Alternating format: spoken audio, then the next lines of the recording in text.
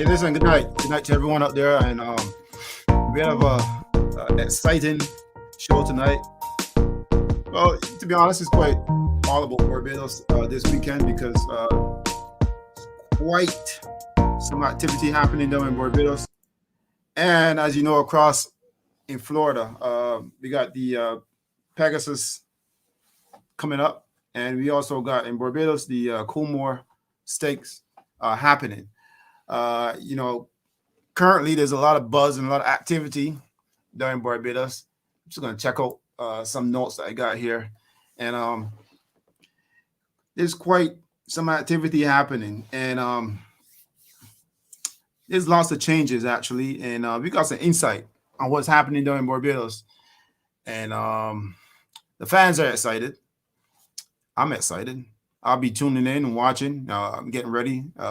See if there's any upsets coming, or you know, same old, same old. Well, I guess we'll have to find out. Um, First and foremost, I want to thank everyone to those guys out there who actually watched the Juan Crawford reveal. Uh, Thank you guys for watching it. Share it, spread the word. Actually, let me know how you feel about that. If it was good, if you enjoyed it, if you want to see more stuff like that. I mean, I'm definitely working on more stuff, but I need to know if how you found it. Uh, was there anything interesting about the, we call it docu video, or something you already some stuff you already knew, or if it was insightful, educational, whatever purpose it serves for you, let me know. I'll be very willing to hear about it. That being said, what else do we got here? Well, let's see what we got here. Hmm. Yeah, I see. Okay. Okay. It's quite a lineup for this for the card for Barbados. We got several races down in Barbados, and I'm not too familiar with all those horses. And I gotta invite some of my friends who probably would know a little bit more. So let's welcome one of my friends here to the platform. And let me see what we got out there. Welcome one of my friends here.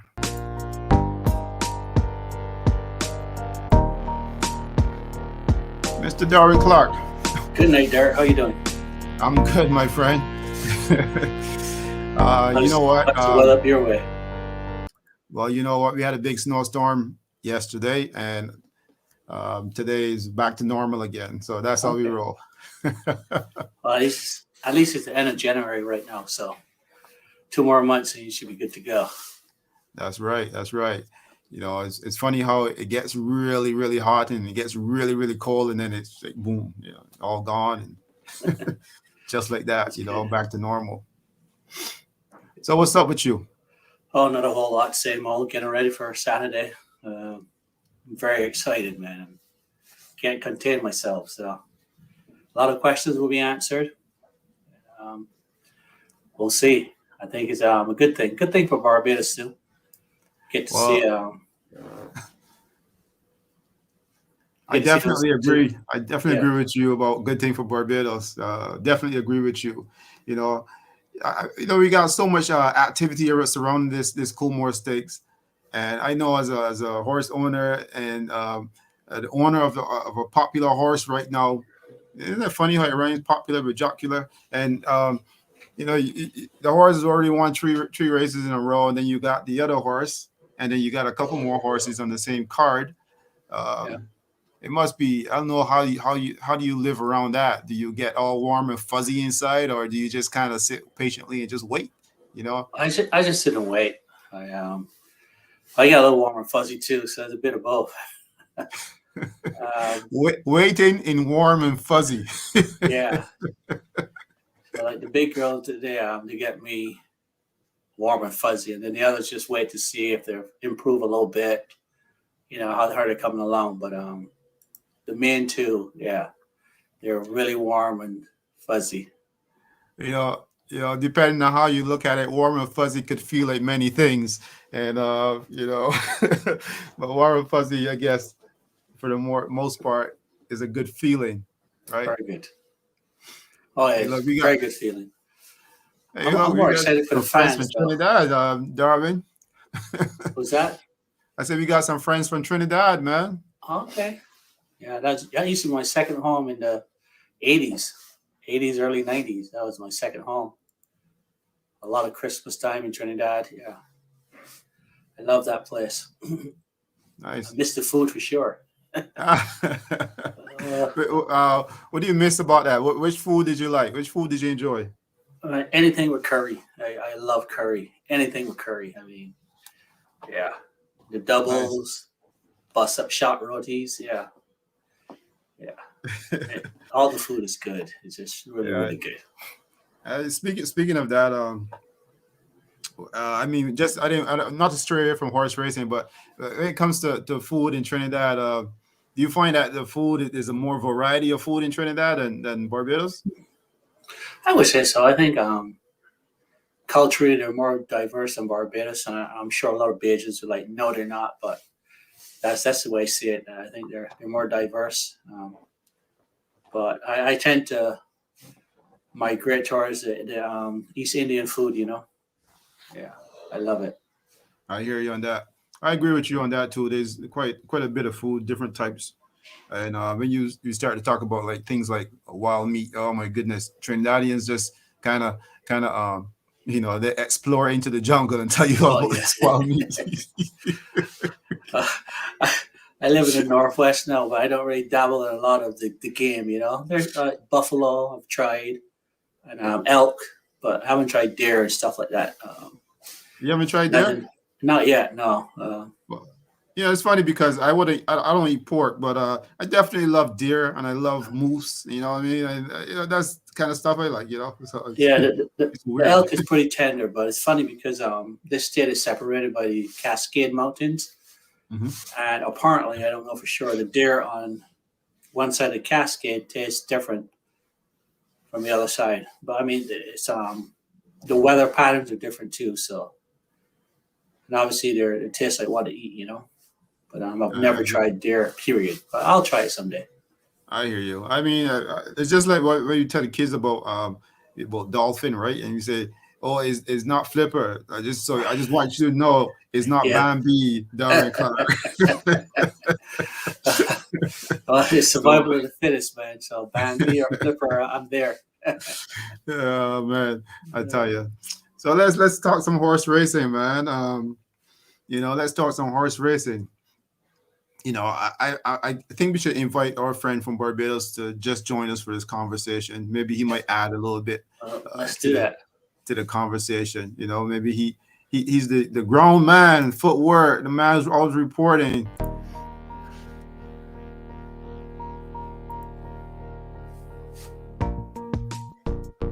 Oh, well, is it a light bill again? Was it? Yeah, we have to upgrade. Oh, there he is. There you go. Maybe I'll. He has multiple cameras. Oh, he's on pause. He probably. Yeah. Yeah, I Hey guys, think we froze think in that's for a fair. second there. Oh, sorry with that, Kent. But I think Flo might Yeah, be messing with you in Barbados. Yeah. yeah, that's so. Yeah, so everybody excited about the race. The argument started hot from last Saturday. When it got there, it actually the race there. Yeah. Well, I mean, Gary, you'll be so happy to tell know us. when it got there, the first thing I heard, So Kent, tell us a there, little bit about what's happening down there, man. What's the excitement? What's the buzz? yeah, the argument started hot. Everybody, back of the favorite horse. But when it got up on Saturday, as I got up in my car, I hear a guy say, "If everybody lost, he's not coming back to the garrison." So Yeah. that was, yeah, He, the guys uh very passionate with the horses. How they argue, like the horse belong to them. When they say their horse, it's like the horse belong to them. oh, yeah, that's how Yeah, it always has been in Barbados. That they take ownership, so that's good. And that's why the yeah, fans are the best fans. So it's yeah. good that they So take ownership.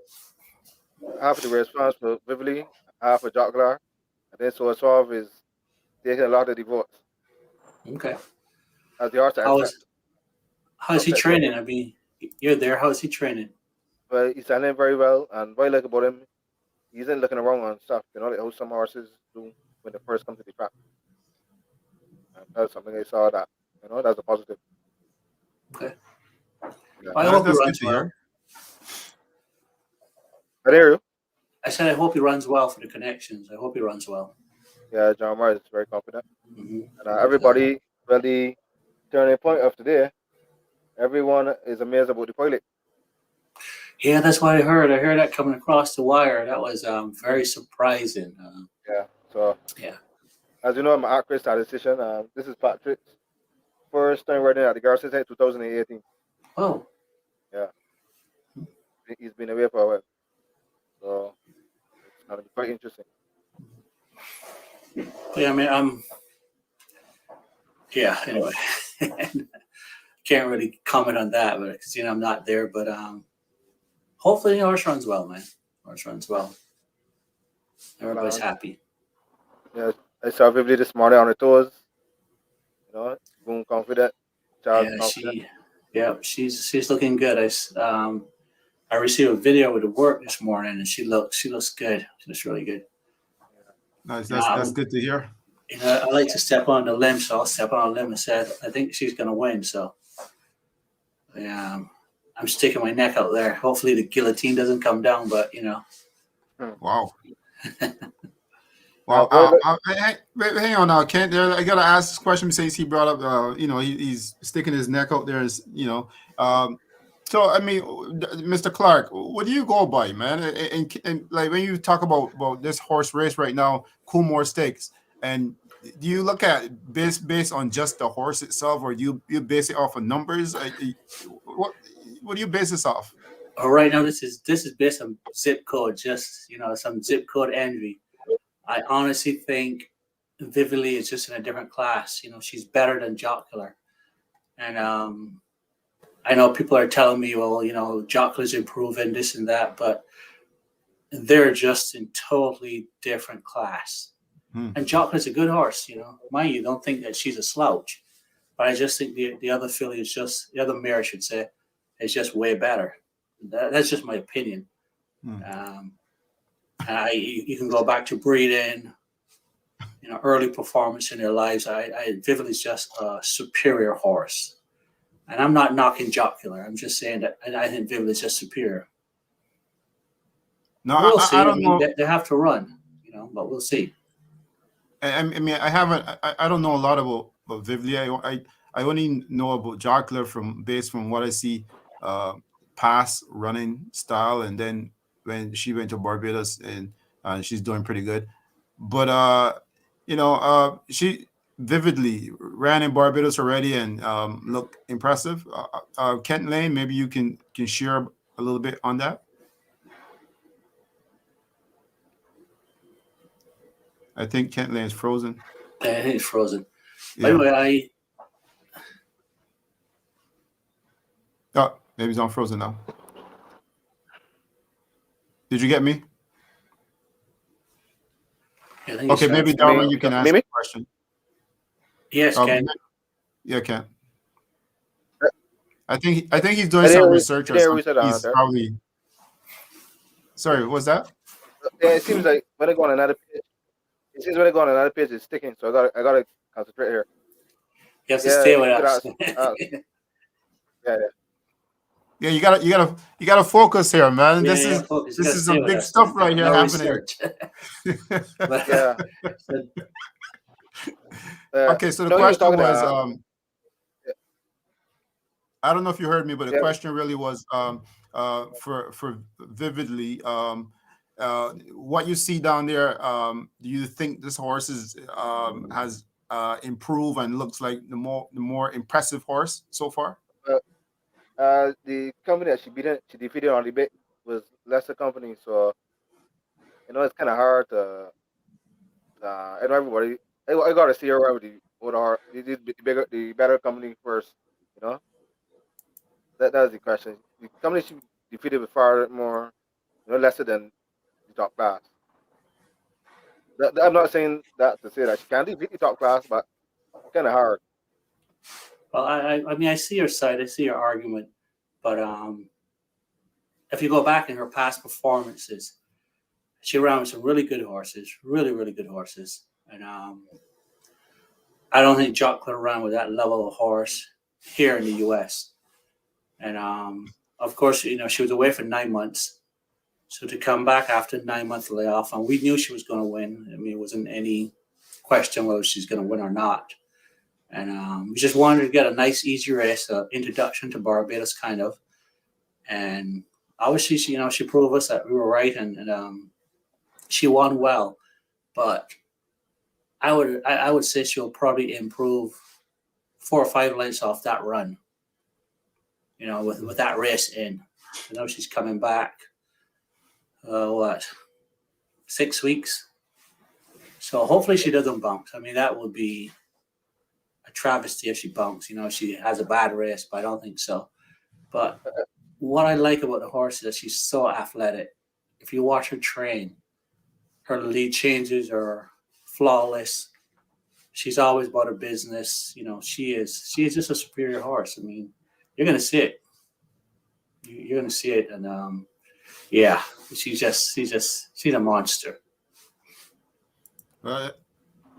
I mean, you got Mr. Kent Lane, who's always buzzing around the garrison, and I'm pretty sure he has a favorite horse. I know you do you need to be neutral in this situation, or can you outright say which horse to you, Kent, is a Yeah. better horse from the 6 horse field that you see right now? Right now, again with Dracula, I got to check back Vivily's past performances to see the horses that she ran with, because I checked them, but I can't remember the horses out of my head. But the real Dracula is running, even Boxing Day. I mean, very brilliant news, run at her.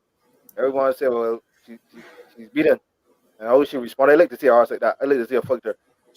I don't like to see horses when they tackle it, they give up. But it may have be her. Let me tell you, you know, whoever beat her is a good horse. That's all I'm gonna say. But I'm gonna be closely looking at John Martin's horse.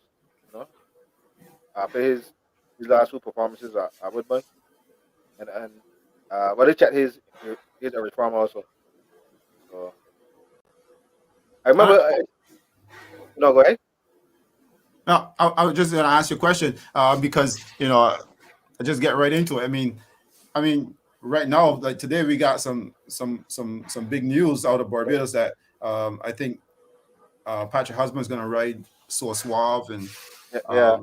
and we have I think there was some news that another jockey is gonna ride Bodie Tap. I know there was is buzzing about Murphy, and then they were buzzing about Samuel. Like, who's actually confirmed for this horse? But Murphy is his bond is not up to February. Don't forget he's on a bond. So that thing with Murphy isn't true, because you know he can't ride anywhere in the world till February. But it seems, you know, I don't really want to go into this, because it looks like John already, because John has no race book at Belmont this week. So the rumor about John could be true. I didn't support his connections or anything, but that could be true, because he has no race book this weekend. So yeah, they just put down his name. You know? Well, I'm just going by the buzzing, and you know, in horse racing, Woodbine or Garrison Savannah, no matter where you are, there's always a little bit of rumors spreading out, you know, coming out. Don't forget on Boxing Day, John name wasn't down to work. I don't know if you remember. If we followed that, well, Darren, I don't know if you remember. I don't know if Yeah, I remember. Right. Yeah, I don't remember who it was. It was like 7 pound apprentice was right in all the horses per the declaration. Yeah, right, because he was in here the time. So yeah, I mean, it's like just declare your rider, you know. Now, Darren, no, with news like that, does it shake your confidence, or do you still stay firm that you know? No, I mean, look, I ride a 5 pound apprentice on one of the horses, so you know, no, I don't care who you're bringing. I mean, you can bring the greatest jockey ever, and you still have to have some horse, so doesn't matter. but the top he's coming off of the off. Last year going into the Coolmore, he had won a sprint race, and then he run turn the Coolmore now. I think the last thing he ran was in October, so he's coming out. You know, he's coming. It's not like last year, no, but he's been working well. He did some work on the turf track, and he seems to be more comfortable on the turf track. So, you know, that's one horse I gotta watch also. And Yeah, but obviously the first part of the race running, I think it's gonna be like last year. I think Jock on the lead, but that could be tracking. But John my horse is versatile. You don't know where he's gonna be, but the rest are closers. his horse should The be first there part, thereabout. yeah, for the first part of the race, I think it's gonna be like last year. Jock gonna lead him for the top. I know Vivi's not gonna be too far there. But in spite of Ventures, you know, he working and he's gonna be tail off. Oh, it depends on the tempo. I mean, if they go really fast, I suspect Vivly will be 6 or 7 lengths behind. But if they go slow, she'll be there too. I mean, it depends on the pace. You know, how fast Jockler goes. But somebody tells me the pace is gonna be quick because I don't think people are gonna let the jockey's not gonna let jockey get too far in the lead. You know, everybody knows that when she relaxes, you know. So Suave is at least he's a versatile horse. Yeah, He it's go a good up, horse. yeah, he could go when the pace will come off, but I think he's gonna be close because they're not gonna let Jockler relax. The thing about her, Hey. we will tackle her. She doesn't give up. So What's your definition of relaxing? you know, like only lead like 2 lengths in front. Right, but she might be going a good gallop 2 lengths in front. I mean, she just doesn't go there and sit, you know. Man, somebody's saying that Charles Williams is the best trainer in Barbados. How factual is this? Is this actual factual, Kent Lane? Well, he has 100% record. So I would say that he's a rising star. You know, you can't really say. Yeah, you can't say he's the best. I mean, that's a stretch, but he's a very good horseman. We have a lot of talented people here. I mean, yeah, you know, and proven like Steve Gaskin and Charles Williams horses, and a lot of goons pay attention, you know, to the trainers, so they become good trainers. Yeah. So Charles has a lot of experience. Yeah, he's a good horseman, but he's not the best trainer in Barbados. That's overreaching, but that's a person's opinion. Yeah. Yeah. But he could potentially get there. You know, he has a outstanding record. I don't know any trainer, it makes sense with one racing, that started like him. Yeah. For real? Wow. Yeah, the man hasn't lost a race. Yeah, he's 4 for 4. Yeah. Well, I mean, I gotta ask you the question because we got the owner of the horse right here, and I wonder if is that something that you're always envisioned, Darwin, in terms of the horse being that good? Well, he told me that he's going to go into Gold Cup with all ones, and this is last year October. He said all ones. He calls them wickets. He's like all wickets. So far, he's 4 for 4. So I mean, he's not. Which is amazing. I mean, within itself is amazing. I'm so happy for him. But to predict that you're going to Gold Cup not losing a race, I mean, obviously he has to. I mean, he has 2 horses in the same race. So yeah, definitely. So he's gonna definitely lose. But yes, I mean, his predicament came through, and his predicament came through. But he's a good horseman. He's a very, very good horseman. Very, very good. Not cutting away from the big race, but your other 2 horses that Kenny has Rapunzel's Dream and Solar Kitten. Solar Kitten, yeah. That race is very competitive. A little disappointed that People's Champ is out. I want to say he had a call. But that race is very hard. It's a tough race. Yeah, so let me hear your views on that race. I think both those horses will run well. I'm trying to think I don't remember there's a lot of speed. I think Renee is drawn on the inside, but Rapunzel's Dream is a nice mare. She's really nice. And I envision Solar Kitten coming in the end, but they'll be thereabout. There has the other Derby winner. Who was his name? War Eagle. Yeah, he's in there. Yeah, it's a nice race. Here's what I don't like about the structure of the race. That's such a good race. They should have put it maybe the 4th or 5th race, you know, to draw people. Instead of having it. just Yeah, before the Coolmore. before the Coolmore. So I mean, you lose it. It's a 12 horse field or 11 with the scratch. So that would bring punters out because it's a tough race. You know, I can't stick my neck out and give you a winner. But yeah, those two mares will run well. They're gonna run well. Now I gotta ask you about about this race. So say for instance, you know, one of the horses come up short. Is this just a stepping stone for the Gold Cup, or is this the win now race? For us, Oh, go ahead, Darwin. yeah, well, it's win now, but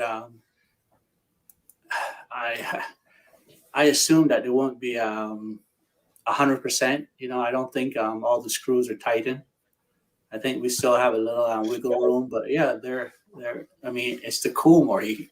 You don't come where you're not. You know, you don't come and not expect to win. So they're good enough to win, but I don't think they're screwed 100%. You know. Yeah. Well, I'll give it a little. The thing about the Coolmore, it's kind of a jinx race. I had written this in one of my articles last year. Only two horses have won the Coolmore and the Gold Cup. That's Federico and Barbados Storm. And we go back to the K Shepherd. Only two horses. The K Shepherd was the prep race for the Gold Cup back then. And only two horses have won that also on the Gold Cup. That's Bentham and Sample Prince. Right, but yeah, go ahead. I was going to say the Gold Cup is a different animal because the gallop is so much stronger. I mean, everybody guns from the get-go. So the Coolmore, I guess people are still trying to figure out, you know, can I sit a little longer? Can I do this? They're just trying to get to the next level. But the Gold Cup, I mean, the minute the gates are open, everybody's gone. I've seen like Bull Mover and those horses just go tremendous gallop.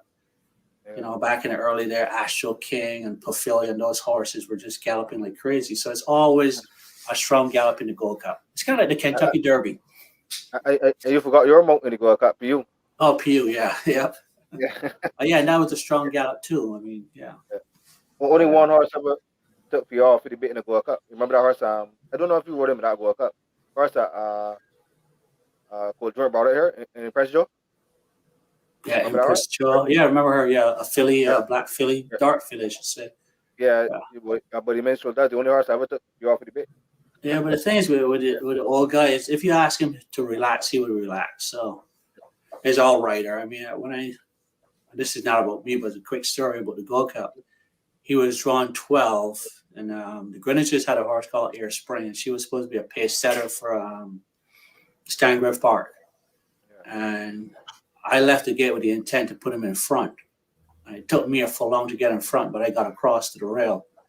So, I mean, he would go if you ask him to go. But if you want him to last, you know, you would actually have to drop your hands and give him a breather. But, you know, he's not going to sprint 9 furlongs. Well, it'd be interesting if Jock Clark could win she won Boxing Day. She could win the Coolmore and the Gold Cup. Yeah. But the last two horses that won Boxing Day and the Coolmore, they got beaten in the Gold Cup. That was Just a Fashion and Nikita. Well, the thing is, but the thing about you have two horses. Everyone get beat with the Coolmore. Right? Yeah. It will be a jinx, but the Coolmore is kind of a terrorist. Yeah. We're gonna be optimistic. We're very optimistic. But is that a good feeling though, Darwin? Is that like you got both those horses in that race? Look, just having to get into the gate, it's an accomplishment. It's a good feeling, you know. And I'll come on the show and I'll talk my shit and whatever and bullshit if people will call it and be cocky. But just to have the shot, you know. I mean, a lot of people dream about it and want to do it. And now you got a shot, so that's an accomplishment. Oh, what's up? I don't know if you know. Go ahead. Another thing, I mean, you came a long way. I mean, I know you train in Barbados. I have your own personal horses like Spree Girl, which is a F-class horse. I have the best horse in Barbados. Now I know you must be on top of the world. You know. Yep. Yeah, but don't forget, Spree Girl beat the top class sprinter. She ended up winning a champion Creole. Oh, I didn't remember that. Yeah. Oh, yeah. I think I got a trophy somewhere here. Hold on a sec. Whoa. I didn't know you I picked mean, that. like, I'm surprised because, like, you follow your history, you dig deep, man. You Well, don't leave My no girl stone right there. on turn. no, I Wow. didn't. Darren, I respect you for that. That's when I was about 24 years old. No, I didn't have to dig for that. I remember that. I remember Yeah, the she girl worked running. from G I remember class all her the way running up. from. I remember her running from a little boy. So at that time I was about 6 or 7 years old when she was racing. You I make didn't me have to. old. Hey, I didn't have to Derek, dig for that. there's no ageism on this zero, man. Come on, really, oh boy. Well, you should have heard what he said just now. He said he respect you because that's about 25 years old. That That's what I'm trophy. saying. It's like,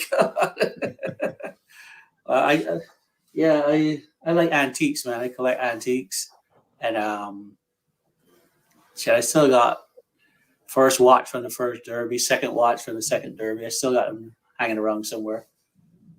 I don't wear them because people tell me I'm bougie. So Well, Leroy Patrick's agent.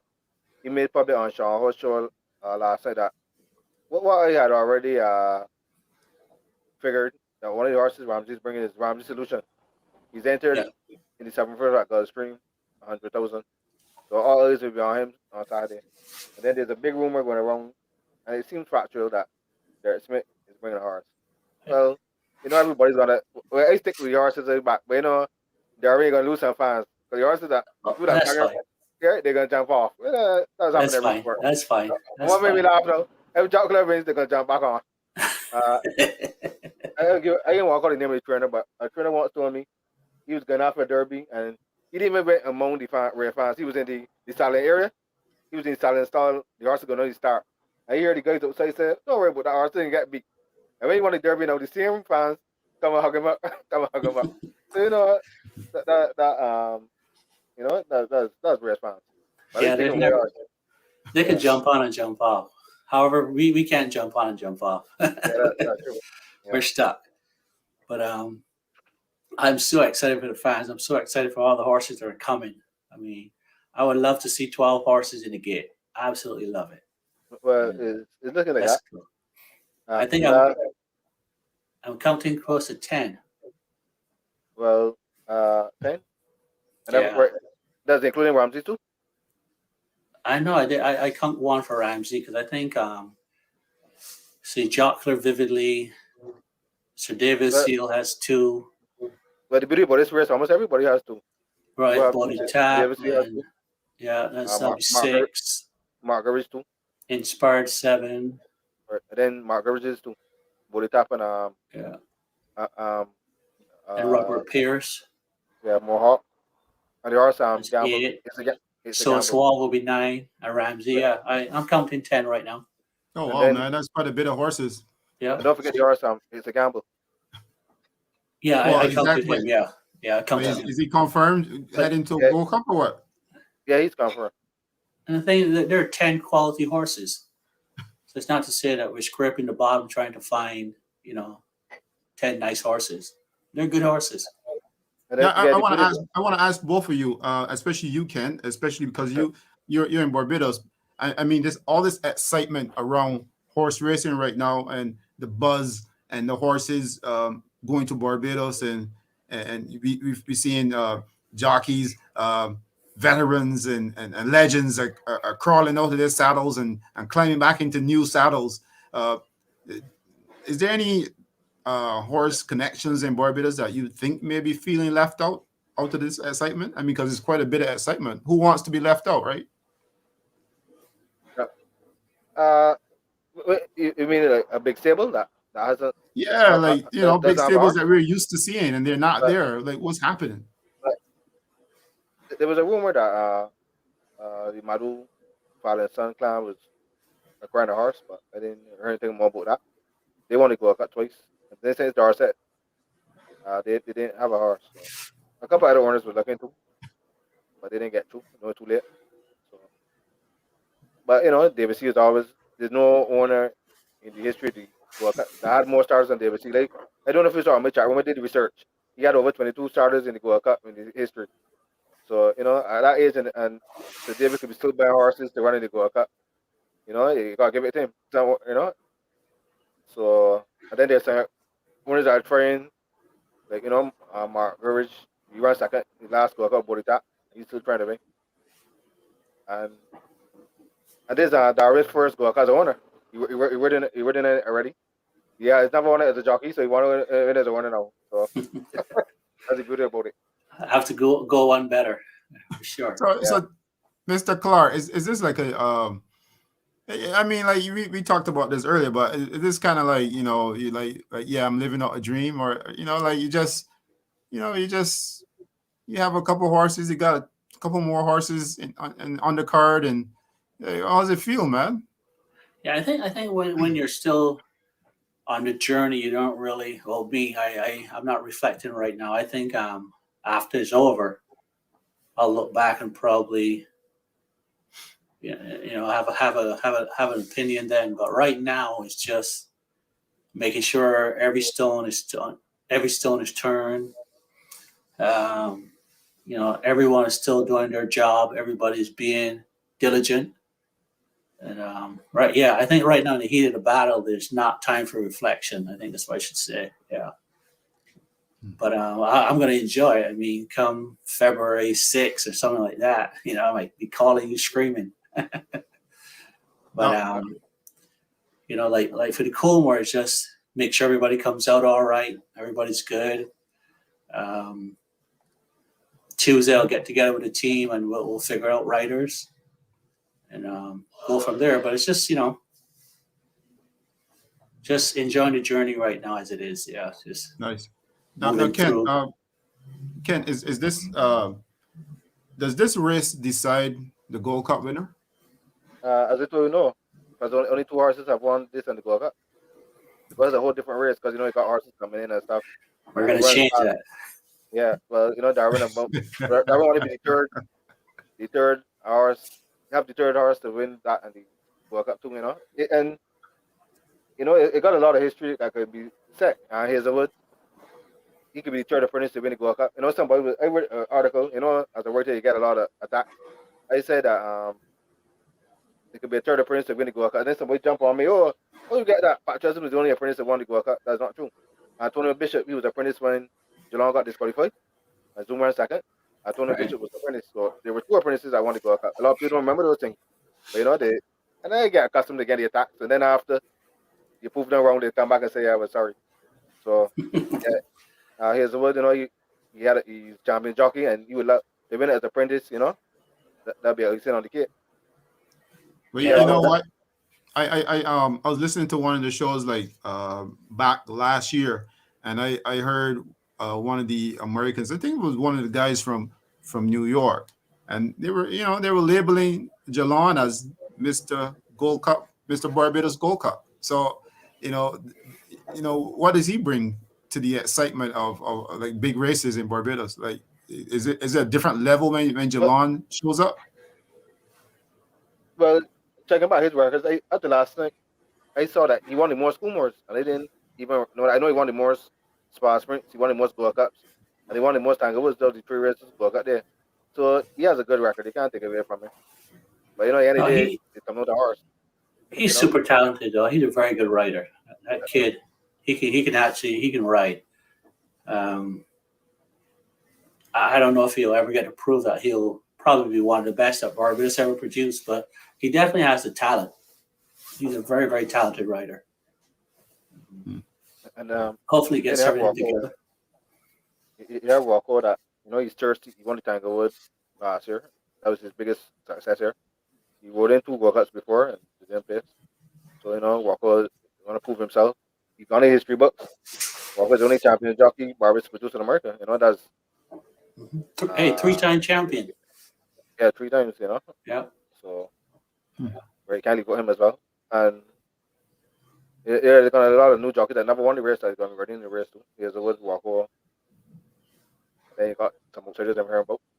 So Patrick don't want to be left out. You want to go one in front, Geelong. So you want to tell me Geelong. Sorry, you got 4 in Geelong. So, okay, I know you're the guy that got all the stats. So tell me, so Patrick and Samuel, they have the same amount of record for Gold Cups? No, Samuel has 5, Patrick has 4. Venice Richard has 4, and Ron Sammy has 3. and me around Sammy. Patches I won't be mean, hearing Geelong. I'm just, I'm just curious. And you can let me in on this, but what's that talk like? On the Garrison Savannah on a good Uh, day. well, everybody has their opinion. Everybody says that Geelong is the best dog in the Caribbean because he has the most World Cup.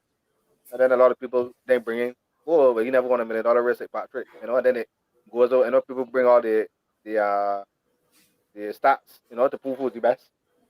So that's the talk almost every Saturday. Not even one World Cup. Not even coming to the World Cup. Uh, Yeah, but it's Yeah, like every other sport. When one guy is at top of his game, the other guy is coming up. So right. Correct. Like you, Michael Jordan you and Kobe. yeah, you have Like, to say Patrick is the best writer a Barbados ever produced, but it doesn't take away Geelong's talent. yeah, of He's course. talented too. You know, I remember. I don't want to call the jockey's name. You don't hear me say this all the time, Derek. But jockey told me when he first went to Canada, everyone around here was saying, "Where you going? You can't make it." When he comes champion, jockey heard, "Well, Canadian racing ain't saying nothing. You should go to see it." And the thought was, "Oh, um, you all can dominate at the smaller track in the states." So when Walker made it now, oh, you should go outside either. So right? they always making a stepping stone. What Yeah, Walker did is phenomenal. yeah. You know, Years ago, when Rocco was out here, there was some guy on Facebook. I don't remember the guy's name, but would always attack him. Saying you're riding on a bush track, this, that, whatever. And to win a race yeah, anywhere in the world is tough, don't matter where you're at. But once he moved out west, he was just hitting. He wins a race wherever he goes. I mean, the guy is really, really, really good. somebody asked how much World Cup John has. John won 4 World Cup straight. Three of blasters, John one with that equal. Be with trick. Um, Another thing too, and you may not know, Darwin, Walker did something that phenomenal. Walker, the jockeys like Robin Wild, that the Jamaicans that they went to school in U.S. So people see them as American, but Walker is one of the few Caribbean jockeys that rode in the Caribbean and went to North America and won the championship. I won 1,000 races. Yeah, When I did my research, only even St. Thompson did that. He was the champion jockey yeah, at South Florida. He's Jamaican, and a jockey called Andrew Ramsey. There are not many. That is hard because when you yeah. go up there as a journeyman, Walker did not went to the states as a apprentice. As an That's very apprentice, hard. yeah. Yeah, so all those things, you got a fat thing. Well, I don't. I'm sure, definitely Ken. I never shared with you how I met Rocco. He was right in Portland Meadows in Oregon, and I saw this kid, and I'm like, that kid has to be from the Caribbean. So I watched a couple races there and stuff like that, and then I was watching Emerald Downs, and I saw him again. I was like, oh, that's the same kid. I have to go see. And I went down to the track, and I ran into him, and I asked him where's he from. He said Barbados. I said I am too, and he's like, no way. I'm like, yeah, I'm from Barbados, but the age gap. Yeah. So I obviously knew his dad, and similar people. But he was like, what are you doing out here? Like, Another I'm thing, just though, living, brother. I'm just living. But maybe that year he was a little boy, so yeah, he would know you. I he is. and I gotta share because when I spoke with Rocco the last time too, he was saying that for you, Darwin, that his dad was saying that you were the best writer. You were his favorite writer. Yeah, he So would tell me it was that. quite I interesting. would always have to correct him. I'm like, Rock, no, you're such a better jockey than I was. I was like, you're so much better. But yeah, he's a very talented writer too. Yeah, I mean, I think he won like 3 or 4 in Auckland so far, which is a tough meet. That winter meet down there is so tough. But But He if I got, was you know what? I know, Ken, if you watched, there was one race where he came up short, and you asked me. I think you asked me if he stood a chance, and yeah, I think he did. I yeah, think the next time that horse go out, it might win. I don't remember the horse's name or anything, but it was a big long shot also. But I saw from the past performers that horse actually looked good down in Churchill Downs. And I think it got overlooked. Maybe because Rocco's riding it. They don't always give these guys the favor of these guys. But that horse looked really good, and I think he's getting some good ones. but I glad what you said, Darwin, about that Oatlands are hard meat. If you tell anyone that around here, people say, "Oh, those jockeys are good," because around here, everyone thinks that if a meat doesn't have a Rada Ortiz, his brother, Joe Rosario, or Luis Saiz, that is not a meat. People really look at those top four jockeys. They think that the wrestling is good. But what makes me laugh, those guys started in small tracks before they went at Belmont, right? Mhm. So, Yeah, right, you start small. yeah, that's what Walker trying to do. He started small, Well, build up. Ken, we're gonna change that, man. We're gonna change that because when Yeah, these jockeys come here and people start to know them, also they're gonna say the same thing that they're saying about those other jockeys. So we're gonna change that. and we're talking about the Pegasus and Safi. When Safi first went to the States, everyone said, "Oh, he's doing over there, getting a lot of lashes." Well, that's one of the best trainers in America. You know, it takes time. Everybody thinks he just go to this places and dominate just like that. It don't work like that. Yeah, I think somebody's asking you all these that's questions, what, Ken, because I yeah, but think you're better than yeah, Google. yeah, yeah, I think you got Yeah, four, huh? Venice Richards won. Yeah, he won one with Benton and two for Prince. So Venice got four and three, four and I mean three. Geelong has five. Those are the Wow. multiple winners. I mean, Okay. Geelong has five Gold Cups. You know, there was a time Yeah, where I couldn't you disqualified separate for them one. Barbados Racing and Geelong Samuel, and now it's kind of like is quieting down. You know, I really wish we could get a lot more around that story so that we can hear a little bit more about what's really happening. But there was a time period where when you hear Barbados, you hear Gold Cup, and you just thought of Samuel. Anyways, that was just my thought. Yeah, I but mean, Now, and it's hard to I, leave the U.S., and mhm. come to Barbados to ride in the Gold Cup. I mean, because he's right in the New York circuit, so to leave that'll be very very tough. You lose a lot of business in that weekend, you know. But you mean Geelong? yeah, You mean Geelong? Okay. yeah, for Geelong, yeah.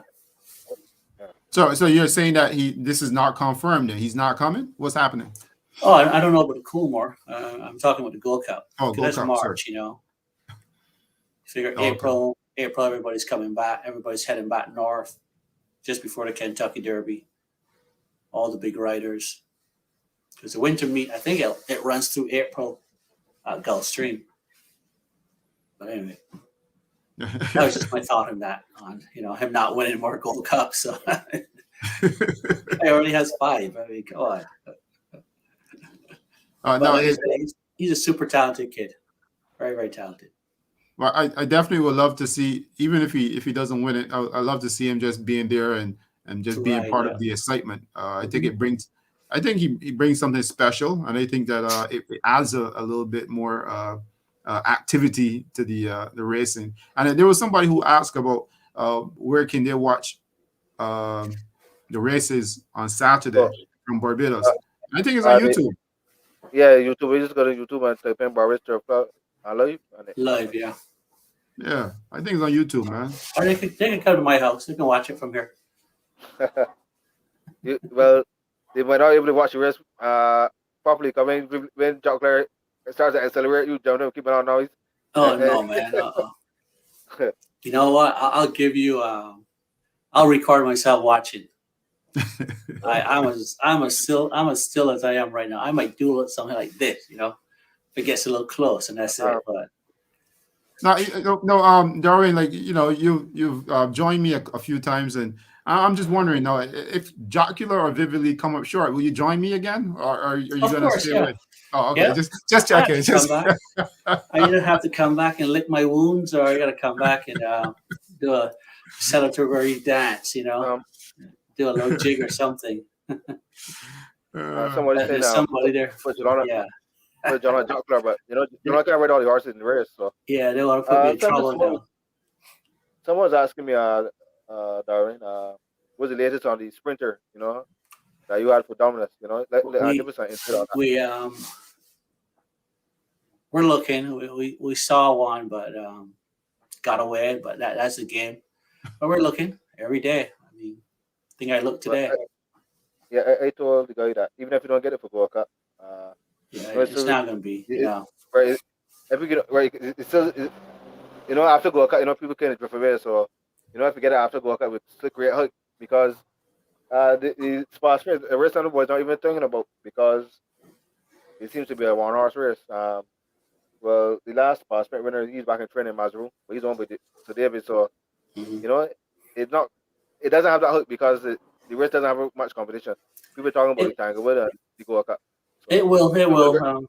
Yeah. people relying on you to, when you came with that news, but Yeah. We'll figure something out. We'll make it happen. But I mean, we're not for looking. Gold Cup. Right, No, not. not for the Gold Cup now. It's too So, close.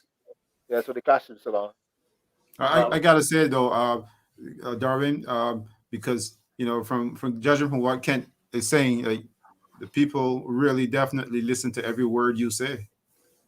Yeah, they just Well, I try to be transparent. I mean, I don't have anything to hide. So like we're looking for this, we're looking for that. We have good distant fillies there, so we're gonna look for a good sprinting filly. and next I question mean, someone asked me to Darwin. Do you have any more mirrors coming in? Like, what's your breeding plans? You just comfortable with these ones you have very quickly retires? what about Vividly Retirement? No, I said someone asked me, was your plans ever bringing in boomers? You know, or you just waiting to quickly retire to carry the stud? You don't bring in any more Oh, mirrors? we have 1, 2, 3, 4, 5, 6 there already. Yeah, I mean, Yeah, I don't see them running more than another year. Jocelyn Vividly, if they stick around. Um, I mean, it's well documented that Vividly had her ankle problem. So if that flares up, then she'll go to stud this year. But if it stays normal, we'll keep running her.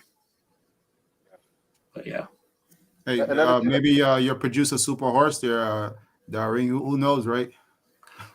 man, I tell you what, look.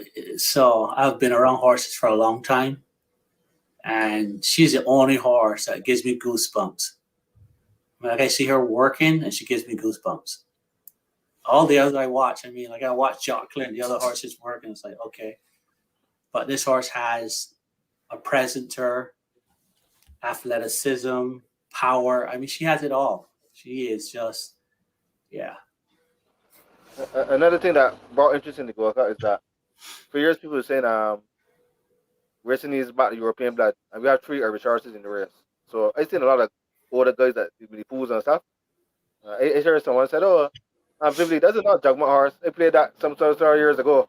You know, Beijing's tending to like more European horses, so I think that's something that bringing some interest as well. Yeah, well, she's well bred, really, really well bred. Yeah, And I think in her second or third start, she went in a Grade 3 race in England, and yeah. then she had a break, so obviously something went amiss. And then they brought her to the US, and she ran really well in her first couple of starts.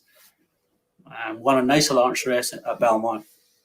And the horse that she beat by a short head in that race shipped out to California for 2 Grade 1 races. And I think she ran 4th in one of the Grade 1s.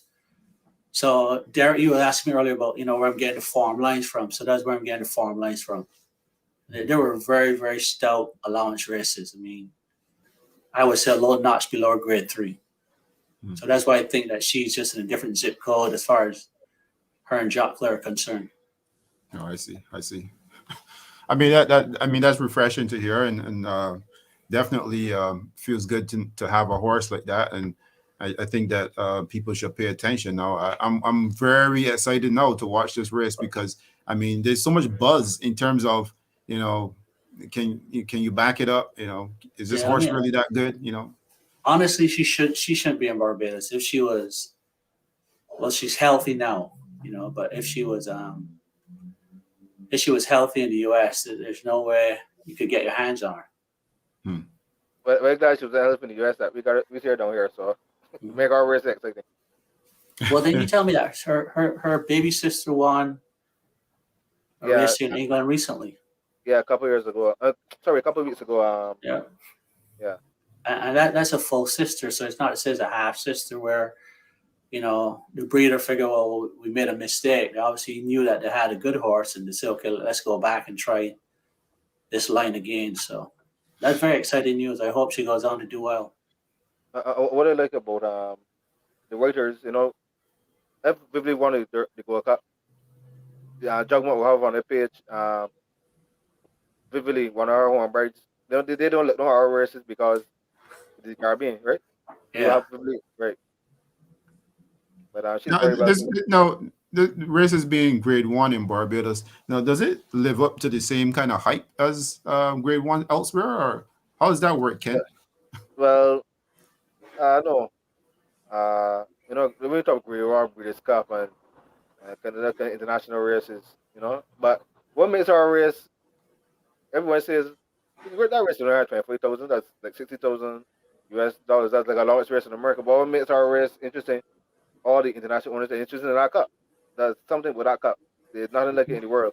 When Robert, when Paul Lott won the Gold Cup, is like he said that he never won nothing like this. And he won a lot of big races in England. And even Ramsey said they want to Dubai World Cup. We don't get them bigger than that. And he said Dubai World Cup doesn't look anything like the World Cup. The tall Dubai World Cup is much shorter. Something, Ramsey So don't have to come here. The shipping and everything. A lot of owners back off to bring RC because he's shipping, but Ramsey don't care anything with that. He want to win. He want as much cups. So he's going by physical attributes. So I mean, he kind of goes by just looking at stuff. He likes the physical appearance. So I don't know. Some people look at the dollars. Not only that, the atmosphere. Remember, I was in the British Cup. Nobody don't rush him. He's any other owner. They see the Dolphin, they see the Sheiks, they see Coolmore, the Prince, Jugmount. So he's like, he didn't really think, well, he come down here and everybody, so Ramsey. He was the only kid in his jaw. He like that. He like that attention, right? So everyone understand what I mean. Maybe Ramsey in America, the boy don't, he's like any other owner. Yeah, So it's pretty sterile. You win a big race in America, people shake your hand, congrats, whatever. But Barbados is a whole different. It's almost a party, When the first time he came here, he had about 100. He had these pins with his colors on it, and he giving it to everybody. He like that, Mm-hmm. So that keep those guys coming here. But I'll give a story now. You asked me what the atmosphere around here is like. Saturday maybe there a guy said you don't see Darwin making want to spend money. But that's not me. That may be the horses. Right, that was he talking when he track on. A guy said, "When last you see so many horses come around here?" And I'm glad because a lot of our horses got hurt, and then we got COVID, and so the competition, right? The It's good for the racing, man. So good for the racing. Yeah. I hope all of them stick around and we can have some fun and beat up on me. I beat up on them, and a guy came on my chat room. He wanted to know about. He asked me, this is a guy from England. He asked me, can we smoke in the grass? We tell him, you can't smoke in public. You can smoke in the field. He said, "Gotta have a group coming here for the Gold Cup." So I was listening to see his reply. I was looking for his reply to see 10 guys. I said, "How many guys coming?" He said 50. 50 guys coming from England. That's a big group. That's a big group. Yeah. Yeah. So. But that is my end game. My end game is to have about 40 people come. Wow. That's my long-term plan. Yeah, I have 4 this year. This year? Yeah, 4. But my end game is for 40. We look for the next year then. Yeah, exactly. So I mean, if we can do it this year, then obviously the numbers will grow. But that's my end game. Hey, look, I lost my thought there for a second because I'm talking to Mr. Rocco Boyne. He was just telling me that he just had a workout at the gym and he was in the shower. I tell him, well, please don't join us from there.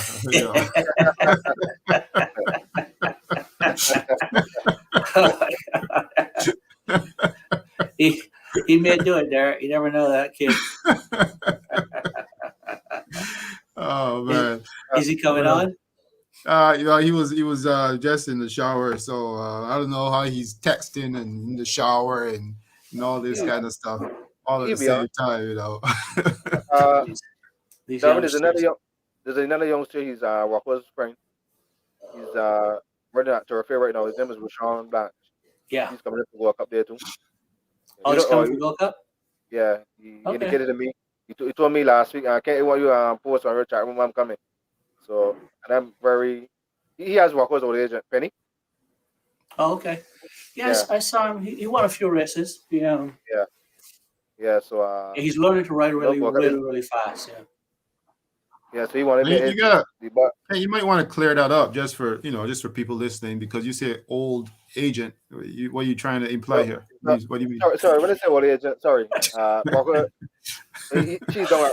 She's to her favorite with Rashawn and Walker has another agent. Well, when Walker goes back, I will clear up that people tend to put words in your mouth. So Right. right. No, Rocco is definitely not coming on. He'd be all man. He'd be good, man. Yeah, the little kid. He started in the cold, dead of winter in Chicago, and I mean everything was a hot mess his first couple of rides. But I've seen him riding recently, and he's a lot better. He's really learning how to ride horses, and and it's hard to start in the cold. I mean, so many things going on. You're cold, your fingers are numb. Yeah, when you're really, really cold. Now, I gotta ask both of you guys though. Are you guys paying any attention to the Pegasus at all, or because his Coolmore is up? Nah, not really. Well, we just wanted to get the Coolmore way. Yes, I pay attention to the Pegasus. Safi has 3 nice horses. One has never lost that string. Surprisingly, with yards, I was looking for him to be at 4-1 with a barrier. But as I keep saying, the odds is only people's opinion. But that race is very competitive. Skippy Long Stockings is a nice horse too. Like I told you today, I like that riding with Biden horse, even though I don't know how the horse can do, but the horse is at small tracks and hasn't done too bad in forever. So I mean, we still have to see, because it's not like it accelerates that great, but I like the fact that the horse is there and the horse is riding at small tracks, Delaware and parks and those kind of places, Yeah, I think Safi's horses will be ultra tough though. They're gonna be too good. They will run a really, really nice race. They're at their home track, and like you said, the White Barrio, he's unbeaten there, so they should run really well. No, quite interesting. Although this race doesn't have horse like overwhelming favorite like California Coma Argate is very competitive, and then the next race everybody keeping their eyes on is Ramsey's horse, Ramsey Solution. Yeah, he's in a handicap race that day. Yeah. Yeah. So no, Darwin. No, sorry, Ken, go ahead. No, I don't want you to lose what you're saying. Yeah, that's the 2 races everybody keeping their eyes on. I don't think people are really looking at the rest. Although Safi has about, I think, 13 horses for the whole day entered. He has a big crowd.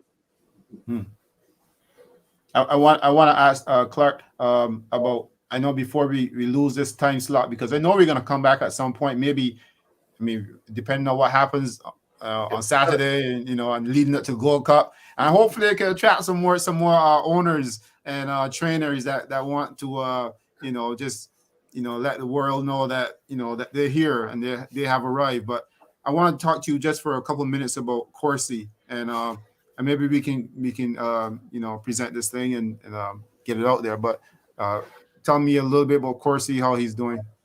He's doing well. Like I said, we're putting him to stud this year, so he has a few mares lined up. He's ready to go. Nice horse. Yeah, his structure is really nice. He has nice big bone, and I mean, he was one of the front runners for the Queen Split before he got injured. And we tried to run him. He didn't do particularly well, but I mean, the right side of his shoulder is caved in. So there's a lot of muscle missing, but he still tried. But I think he's gonna be a nice stallion. He's well bred. He's by Honor Code, who's a very, very good sire. And then his dam line is fantastic. His mom is a stakes winner. His grandma is a stake winner also, and I think his great grandma is a Grade 1 stake winner. So he's black type all the way in the bottom. He has a lot of not a dancer in his bloodline. Hmm. And some people would knock him and say he's not turfy, but there's so much turf there. You just have to look for it. If you look through like a Northern Dancer line, and you go through the saddle as well, that's all turf. So I mean, Northern Dancer definitely throws turf in its line. And if you breed a Northern Dancer to, let's say, Medallador or El Prado line, usually throws a nice horse. So, kind of on similar lines of how War Front is bred. well, I looked at his dad and the way how he ran, and he, his first couple of races, he ran the same way too.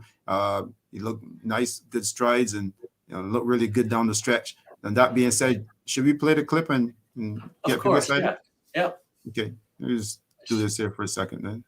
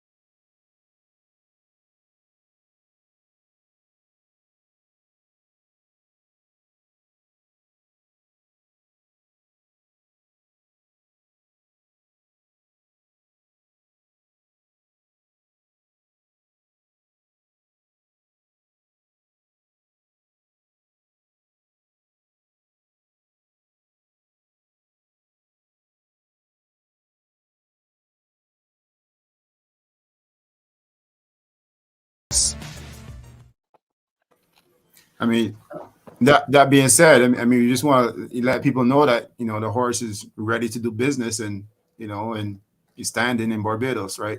Yeah. So What I like about him, I think the most I like about him is the efficiency of his stride. He just grabs the ground and gets over it so easy. I just absolutely like that about him. And obviously the size, I can't talk enough about his size. I mean, he has such large bones. I think he gets that from the APND line, but he's just a big, strong horse. He should have some very nice babies.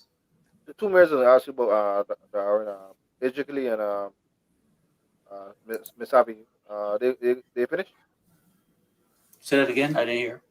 The two mares you have, I haven't seen them for a while. Misabi and Ejikli. Intricately, yeah. They're going to stud this year. So what's the plan? What's the signs they're going to?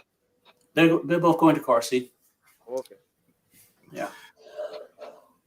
I think someone wants some attention, and I'm definitely giving that person some attention. So let's find out what this person wants.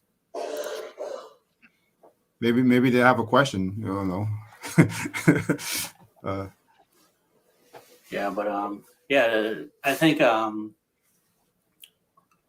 plan. I may be wrong, but I think so. Is we're just going to breed to him, Yeah, I think the horse actually looks really, really good. And from what I've read so far about Corsi, he had a lot of potential. There's jockeys who were saying that this horse, if the horse didn't get hurt, this horse would be one of the good ones. Right. So I mean that's you have a good horse down there. Bloodlines go a long way, right? Oh yeah, and like I said, his sire is great, but then the dam line is really, really good. A lot of black type on the dam line. Darwin, in an earlier program, I think you were talking about you taking after Bibli is finished, you taking her to it's not out again, right? Who's that, Vivili? Yeah. Yeah. I mean, at some point she would go to him because I like the if you do a nick with her and the no not a game, she'll have Dan Hill top and bottom on the fourth line. So I think that was my target. But yeah, she'll definitely go to him at some point. See, the plan was to keep Corsi racing, so it was like, if he was running, then definitely first time we would have taken her to him. But he's at stud now, so he'll probably get first preference.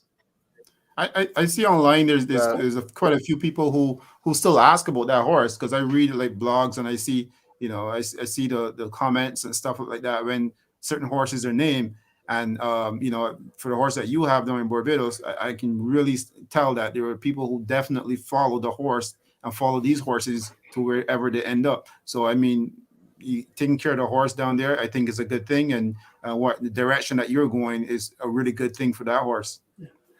Well, we have some nice mares there. I mean, we have obviously him and some nice mares. The Miss Savvy, she has a sister called Kanisi, who is by point of entry, and she won her first start.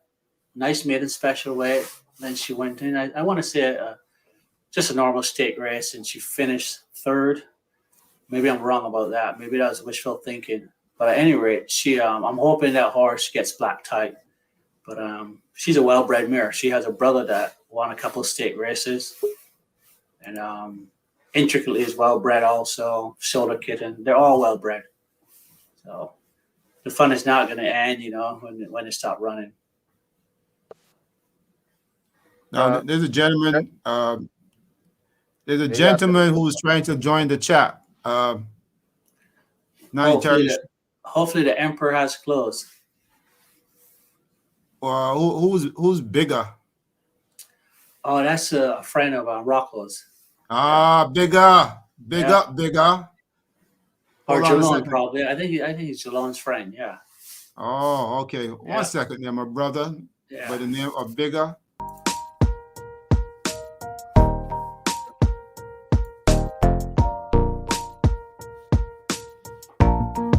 Bigger, welcome, man. Good evening, gentlemen. How are y'all? We're good. How you doing? Good.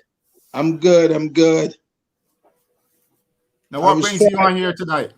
Rocco just sent me a link. I thought Rocco was involved, so I just linked on. But that Rocco, he's in the shower. One. He's in the shower. Okay. Okay. Maybe that was a private message he sent to you for a different purpose, Bigger. But No, he told me, he sent me the link and he said, well, if you're not busy, join. I'm like, okay. So Derek, Bigger will have all the Jalon questions. Yeah, he's like Jalon's right-hand man, for lack of a better term. You could correct me if I'm wrong, Bigger. Hey, look, I don't want to be, you know what? Let me tell you this. Speaking of references to showers, I don't want to be nobody's right-hand man. You know what I'm saying? Well, the guy might be a lefty, so.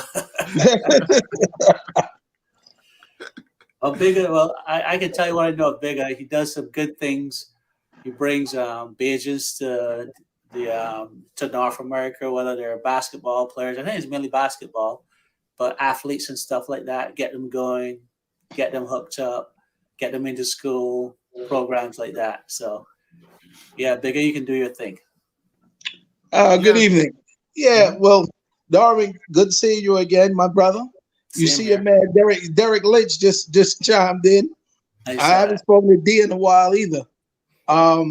Yeah, what Darwin said is true. I try to help the kids use what they have academically and athletically to gain scholarships here in the United States out of Barbados. Well, right now it's really the Caribbean because I'm also helping people in Dominica and Grenada and Antigua. Beautiful. But I just think that, as we know in Barbados, sports is not very serious. They think it's a joke, but, it's so much is a big pathway for the young people to get out of Barbados to do so much with their lives if they just had a chance. So I just try to, find an avenue for them to so they could get on their way and start their path, their journey. That's all. Do you know if Jalon is coming for the Coolmore? I'm not sure. I called him today. I didn't speak to him today. I'm not sure. Okay, Because we know you're the connect for Geelong, so. I don't know. I haven't spoken to him in a couple of days, so I don't know. I don't know about that. We're good though. We're good, but I just haven't spoken to him. Ted, you heard from sorry, Derek, you heard from Ted? Well, yeah. I mean, I think he wants to join us too. So we'll see what he brings. Maybe he can add something from Florida. Maybe he got some information down there.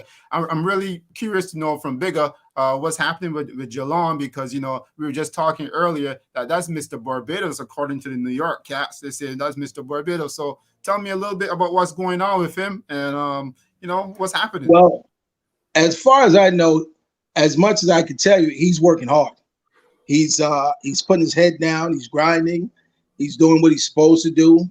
He's just trying to make it in a very tough colony. As y'all know, this colony is one of the toughest you can ride in. There's a lot of stuff being said about him. He's not doing this, he's not doing that. But I could tell you he's working. He's definitely working. And he's trying to make his name and doing what he needs to do.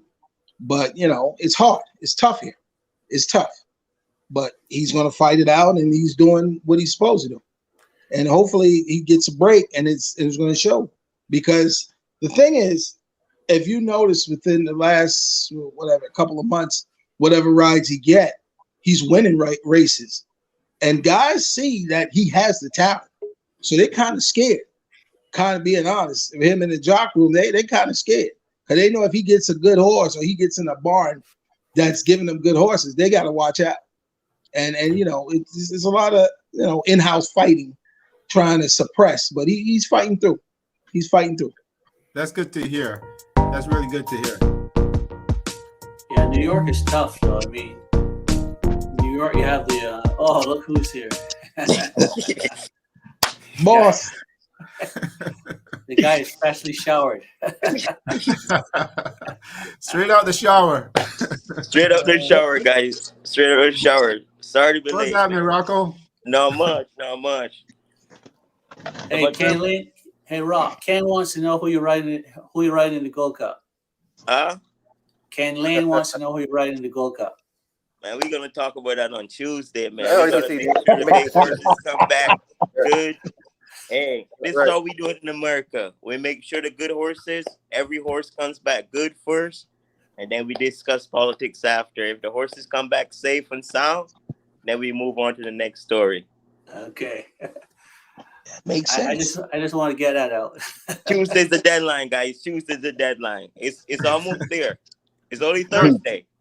Now, Rocco, are you watching? Are you watching on Saturday to see what's happening give down it in a long- Barbados?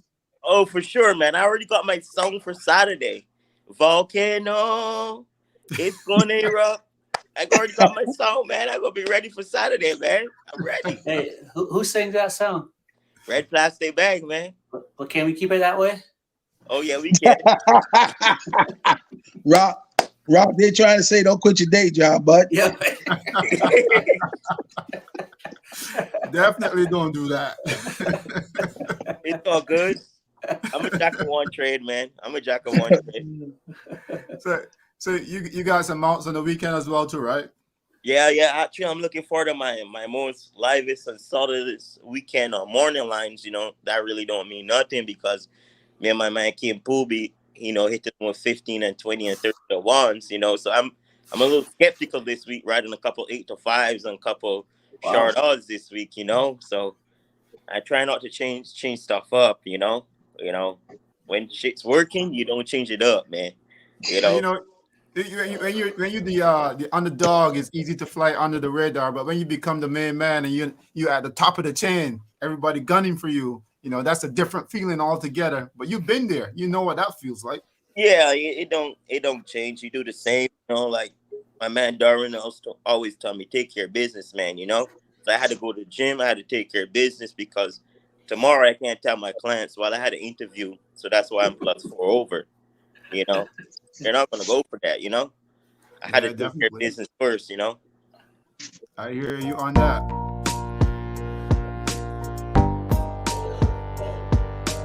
Oh my God. Oh man, notice. Hey, the biggest horse agent, horse buyer, shipper is here with us. Now, Hey, Jared, this guy, I'm taking over your show, man. hey, Darwin, this guy is sending bullets to the enemy. Yeah, I know that. You know how it is, right? You He know. probably can't even hear what you're saying, anyways. I don't think we can hear him. Oh, I can't hear him. So He probably can't even hear us. Who is that, Ted? Yeah, that's Ted. That's my Let's- brother-in-law. Let's remove him until he's ready. It looks like he's Okay. out there in the dark. Yeah. But anyway, I so was Rocco, you'll be able to watch the rest live. Huh? I mean, Rocco, you'll be able to watch the rest live. You'll be right there on Saturday. I'm gonna have The Coolmore, Oakland you'll be Junction able to. Fire on Saturday, man. It's gonna be Barbados all in Oakland on Saturday. I'm gonna got that junction on fire on Saturday. My TV will be on one thing in my corner, man. Barbados horse race. You know, nobody changes that on Saturday from my corner, man. Yeah. So Darwin, it That's seems that the Coolmore will play the Pegasus. Nobody don't want to see the Pegasus. Everybody watching the Coolmore. well, I'll take my TVG, so I'll watch the Pegasus after. But my focus will be in BIM. Yeah. Yeah, definitely. I'm watching that too. So, Big, are you gonna be watching your man Jalon down in Barbados? Because that's what I heard. That's where he is. That's what I heard. I'm flying down myself, but I mean, Darwin, I got a job for you, Darwin. Okay. We got to find a way how to get Barbados races broadcast live in New York, the same way they do with Kamanis Park. Oh, We I go already back got with Barbados Kamanis race in Park. Arkansas, man. We already got it in a little corner bar we go to. It's already Yeah. Coolmore's already at the bar on Saturday. You know, we already took care of that business, man. Yeah, just because via the internet. Really? No, he mean like Equibase and stuff like how Kamanis does it. Yeah. Kamanis have their own feed, and you could bet at Aqueduct on Kamanis races, and it's really good because the Jamaican population comes out and they support that. Guys that don't even bet American races but are affiliated with their hometown races, they generate a lot of money from that. So I don't know. But bigger, the people in Barbados are not forward thinkers. That's a I fact. mean, that I could be know. another That I know. a That I pipeline definitely know. there for revenue. So I mean, there's so many Bajans living in New York that would actually go betting horses. That's Yep. a fact. That's a Yep. fact. But, Yeah. we like to stifle. We like to stifle and suffocate. That's what we do. You know what I'm saying? So, Well, it's But yeah, I mean, guys, we got to get out of that mentality, move forward, put the next foot in front of the next foot, man, It's not 2000. I think we got to stop just reacting and just start forward, like you said, forward thinking. We wait for things to happen, then jump upon the bandwagon. Let's try to initiate some stuff and do it, because I mean, I just watched I don't know if anybody saw the little documentary that the tennis channel did on road tennis. Have anyone seen that? It came out a day or two ago. I Yeah, started to friend of watch it, mine- but I haven't seen it yet. Yeah, Dale Clark. He started the road tennis thing, trying to get it to another level, and trying to get support from government, trying to get things done. As again, it's only a Disney sport that we have, and when you have people like the tennis channel trying to get involved, he's trying to broker a deal with some big sneaker agency right now to try to get it to another level, and he's not getting the support he's supposed to get from the government. But guaranteed, now that he has a tennis show and he gets one of these sneaker deals, watch and see the government wants to jump on board now. exactly. Whereas when they could have been the one initiating it and pushing it, they're going to wait till he does all the legwork and do everything. Then they want to come on the back end. Or And I they do. become a I go through the stumbling same block. thing with basketball. I go through the same thing trying to help kids get out of Barbados through basketball. They want to give me all the problems in the world to get transcripts and help kids, or like case in point. I give you a small illustration. I have a kid. I don't know if y'all know his dad, Fingers, Carl Thorpe Sr. out from the Pine. His son got a full scholarship to go to a junior college in Nebraska. So now I go to them and I said, well, could we get $5,000 to help offset his costs to go up there. But he's on a full scholarship. I'm like, yeah. But he's also going to a school in Nebraska. He's coming from Barbados. He needs Right. help with winter clothes, all that kind of stuff. For Meal sure. plans is only from Monday to Friday. What happens on Saturday and Sunday when there's no meal plan? You know, try to help aid the kid to the best of your ability. It took me all around the world. So you know how that Yeah, goes. but I'm like, hey, when you get off, you can get my number from Derek. We'll okay. talk. Okay. You know what, Bigger? What I usually do is like, I tend not to, many years ago when I was a teenager, I kind of got away from that mentality. If they're not helping me or whatever, I just do it myself. I just do what I got. That's what I do. That's exactly what I do. I try to go because again, the way Barbados is structured, everything has to go through pretty much the government or the associations that they have, like the Barbados Amateur Basketball Association. You got to ask them permission to do things, and I'm like, what? Why am I asking them permission for what? Yeah. You know what I mean? They're there. What are they doing? They're not. Why am I asking them permission? So it's like it's the whole thing got to be revamped. The whole structure, everything got to be revamped. But Well, enough about that. Might be that might be in the process because I mean they went forward and now we got a president and all that now. So yeah. Hopefully. Let's talk some horse racing. We got jockeys, we got racing. owners. Let's talk some horse racing, man. A question, Walker. You're disappointed with back going on Saturday? Pardon me? You weren't disappointed with back going on Saturday? No, I was not. I was happier than when I went along with Chris Mile. Okay. That was a grade 2 allowance dash the other day. Let me break it down to big that don't understand horse terminology, how we use it in America. That was a 2 condition X allowance race.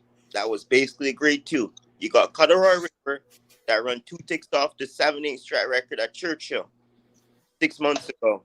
You got 2 other horses that won graded stakes in that race. My little horse is coming off a 6 months layoff, like I always coming off a layoff when I came back from my injury. He had most of his work done in Washington, the Northwest. That's why I only showed 3 horses at Arkansas, And for him to run a mile and 16th, which is not his preferred distance, his really preferred distance is 1 flat mile. His numbers show the best at 1 flat mile. And to come and head grade 2 horses going a mile and 16th, I only got beat a length and a half. I'm a happier camper than when I won the long way Chris Mile. Because that's telling me one thing. My horse stepped forward after coming off an injury. He came back good the next day when I checked on him. He ate up. He came back sound. And, he's tied to the wall because he's tearing the barn down. So that's a good sign. I'm just keeping fingers crossed, that we go good into the next race. And, he's going to be a horse. 4th place is not bad. In Barbados, 4th place, a lot of people is disappointing. But when you handicap it and break it down, it's how you run 4th place and who you run 4th against. That field he ran against off of the layoff was tougher than when he break it down. No question. Hey, I don't want any 4th place. Another question. Pardon me, guys? I don't want any 4th place. Now we don't. Another question was going to ask you. Another race I know you'll be interested in on Saturday. Pardon me, Ken? I think he got froze. He's stuck. Flow freezes another race them I know every you'll be now and interested then. in. Anytime they talk too much, Flo say that's enough. The next race on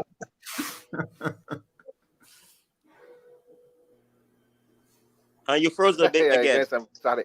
I know you'll be watching Neil lost on Saturday. Neil, he's racing on Saturday as well. Yeah, I see. Yeah, he'll be racing on Saturday. Well, we're gonna be glued into the whole card on Saturday. You hear me now? Pardon me, Ken? Yeah, he's pausing. So I mean, I think he wants. I mean, let's give him a minute to get back in because I know how difficult it could be sometimes with Wi-Fi in some parts. Go ahead, Ken. No, you watch that as well. I know exactly what's going on there, Rocco. You see, we started talking a little bit bad about Barbados, and all of a sudden, you know what happened. No signal. Oh man, like how you guys are saying, we're thinking forwardly, and I'm glad Kent brought up that question, because that's a very valuable question to I'm not open sure where maybe that, you know, it's the difference between when you run a fourth, get to beat 20 lengths, and say, oh man, you run a good fourth. That's not a good fourth. You run fourth, getting beat a length and a half against graded stake horses. That's a good fourth. But like Darwin says, we don't need fourth. You know, fourth place don't pay bills.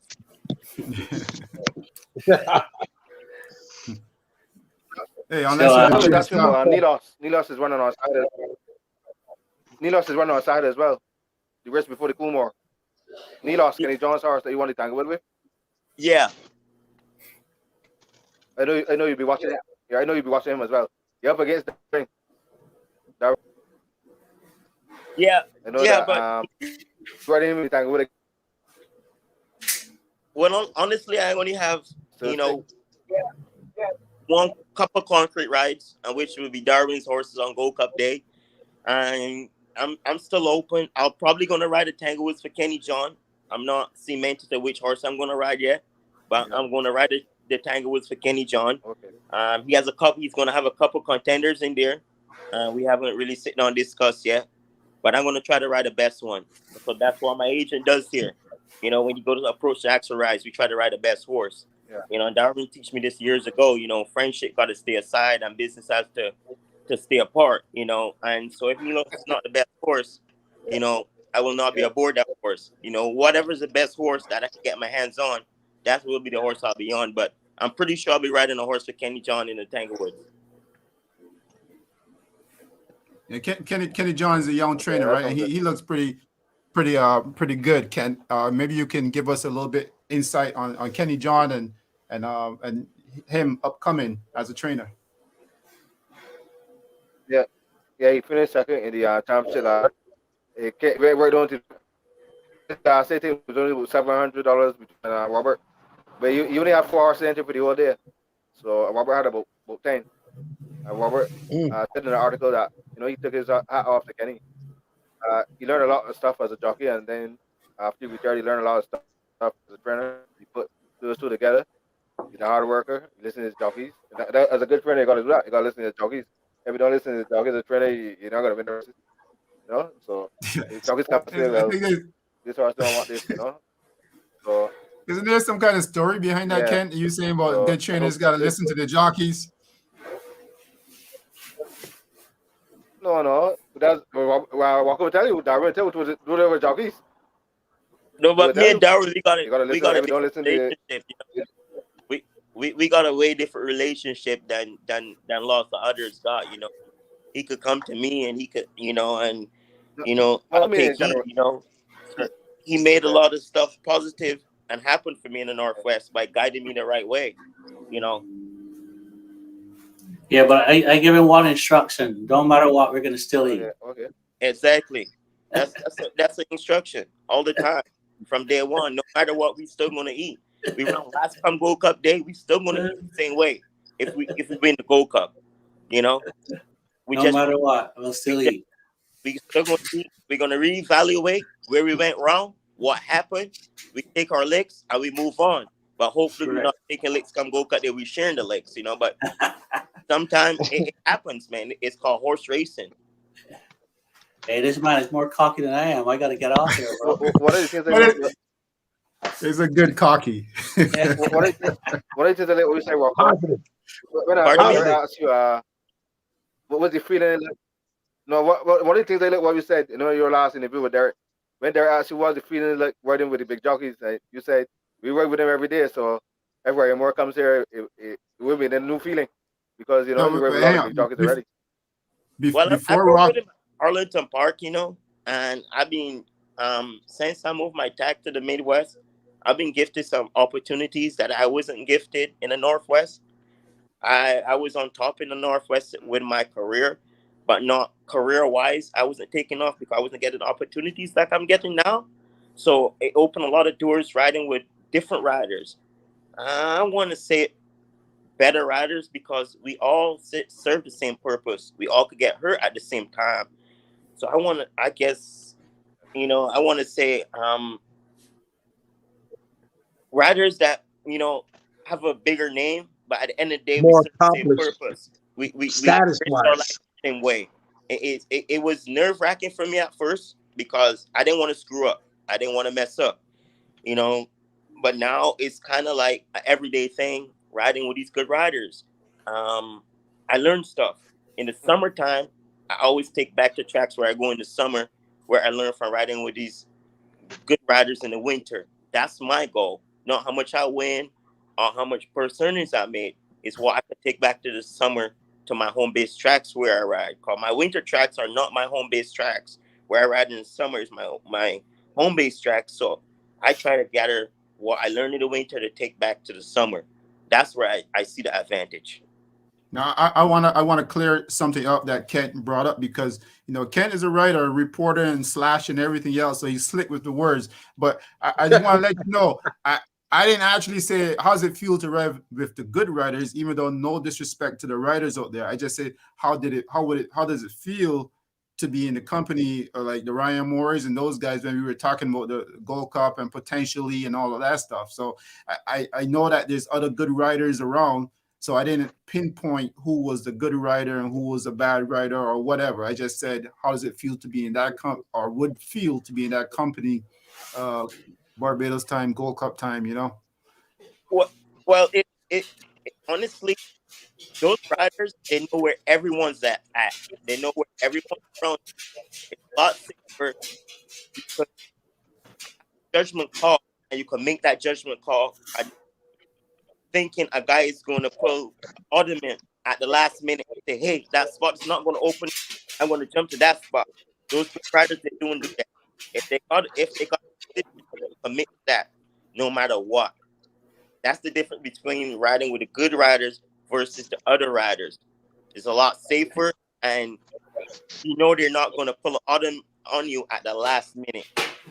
Planes without checking. Hey, I'm glad you gentlemen. clarified that because sorry, Dar, I didn't mean to cut you off, but I'm glad you clarified that because good riders look out for each other, I guess. Kind of ride in a good sense.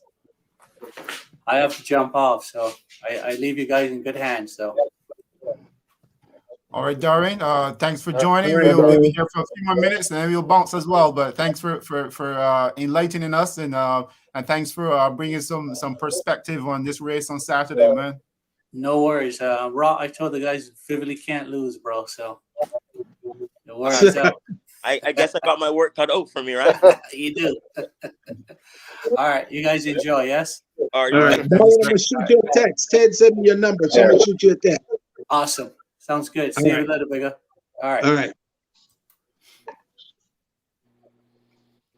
Well, yeah. So we're a little bit. We're one less. So let's keep it going. It's a nice conversation going here. It's good to have Bigger and Rocco on with Kent. I know Kent got like multiple questions. He just fires them off one after each other.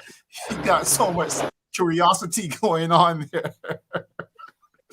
Rocco, I gotta ask you though. Have you found? I know you on the hunt for that Kentucky Derby horse. What's it feel like? Did you find that horse yet? You still working on it? Is it tough? What's happening? I'm still working on it, man. It's tough. I won't lie, it's tough.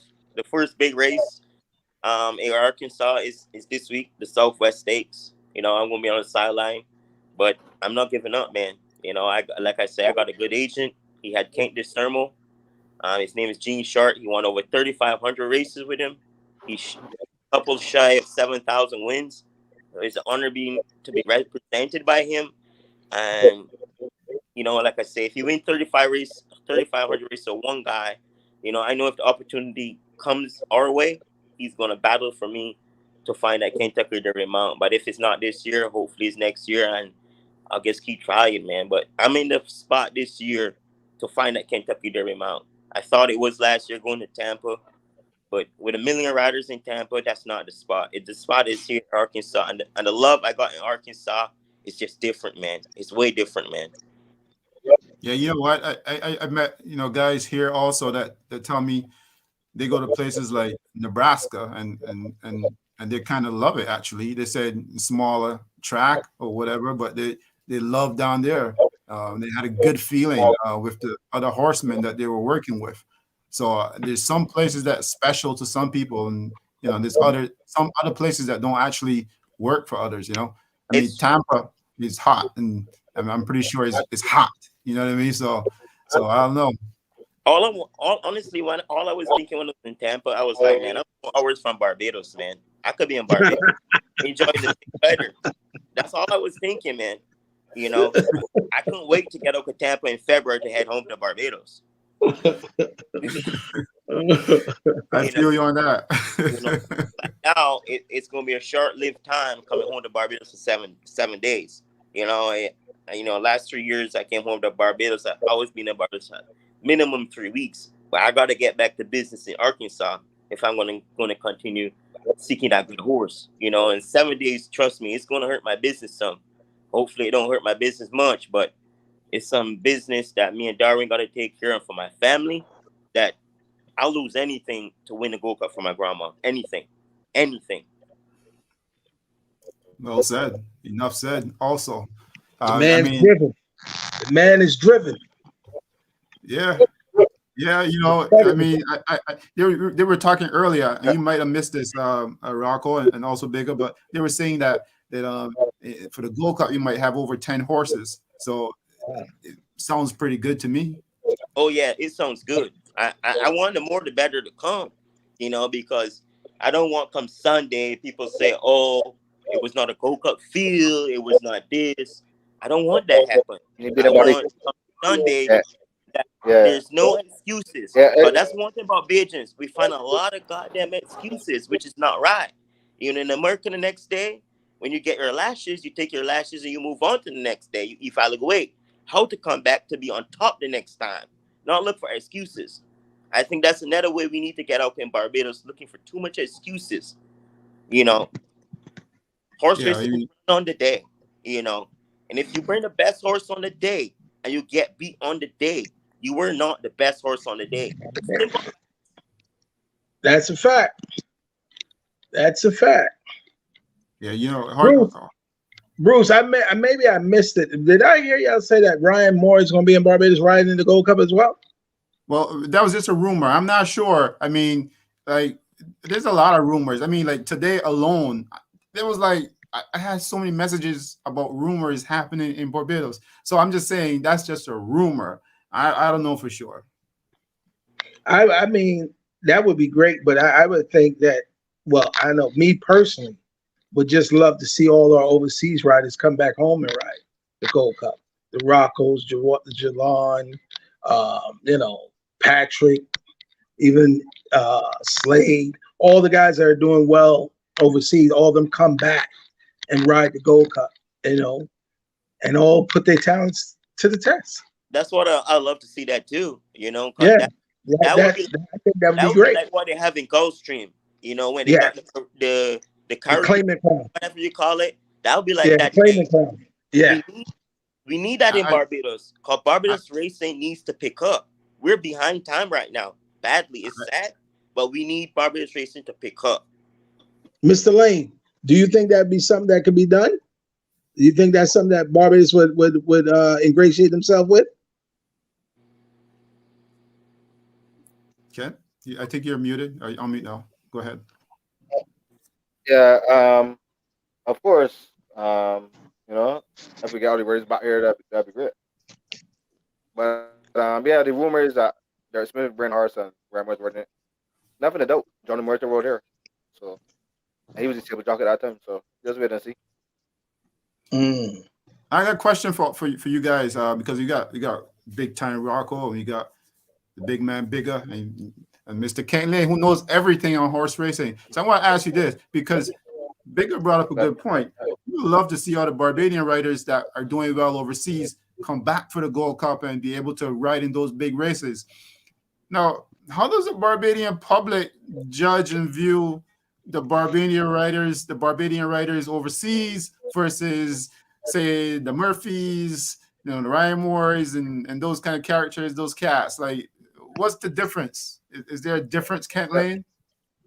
but Walker could answer this as a jockey. But when the overseas writers come, I see our writers go to another level, and I see it from when they have the jockey challenge that these writers here get more aggressive compared to when they were in among themselves. So I don't think Walker let he can go all up. You're not gonna let Ramore come here and win a World Cup before him. The guy step up another level. I see it that way. It's gonna be very competitive. I like what Ken just say, right? I really do like that. But why can't they can't step it up on another level on a normal day? You're gonna get paid the same amount. You understand?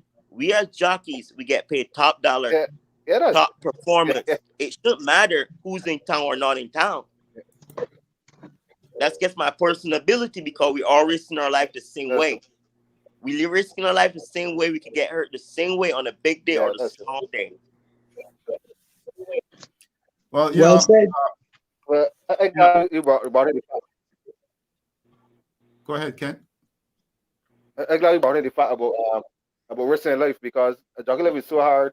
I really punters, curse jockeys, I just said that these guys are really hard. These guys could get paralyzed. And I mean, you sit here in Garrison every day. A jockey looks, man, you should be in prison and all that stuff. Walking away me. Walk. I don't think there's no rare fans in the world like Beaton. I don't think you get No, anybody else in the world there's get chance. none. They want Beaton There's rare none. fans. There's no way. You're right. See, what I'm They yeah, tell you, But hey, yeah, you tell a jockey here in America, I wish you fall down, break your neck. You get ruled off from that track. You won't yeah, step foot back down on that racetrack grounds. yeah. yeah. You there's guys that curse him and stuff walking through the tunnel, but if a security guard or somebody hears you, you can be ruled off the track. But again, to that point where jockeys risk their lives, I said to a friend of mine, we were talking, they're like, oh, jockeys, they're this, they're that. I said to him, I want to ask you one simple question. And he said, what is that? I said, name me another profession where ambulance follows you when you work. He just looked at me and he was like, I said, yeah, think about that. Where these young men that risk their lives and young ladies are being followed by ambulance when they work. Name me another profession that does that. That tells you how serious this job is. So That's a very then valid point. if you put Very in perspective, people understand when you ask them that question. When you ask them that question, then they realize. Because within a millisecond, you could go from being this to being on the back, paralyzed, or dead. A millisecond. Like Rocco just said, hitting that. If you have somebody that you trying to hit a hole and you don't get there or whatever they do, and a horse clip heels or whatever, and you fall, that could be it. That could be it. A millisecond. But again, when you're outside and you don't know how things go and how operations go, you say it and say, "Oh, they look at it, they just riding a horse." Okay, well, you try to ride a horse. All right. You'll see how hard it is. You see how hard it is. And I'll share you guys something that a lot of you guys don't know. Biggs ain't got a name bigger because he's a small guy. He's a big guy. You understand? But let me let you guys know this. Bigger is a big guy with a lot of big intelligence, like our small guys. A couple months ago, I was having a very hard time. Sit in my car, cried.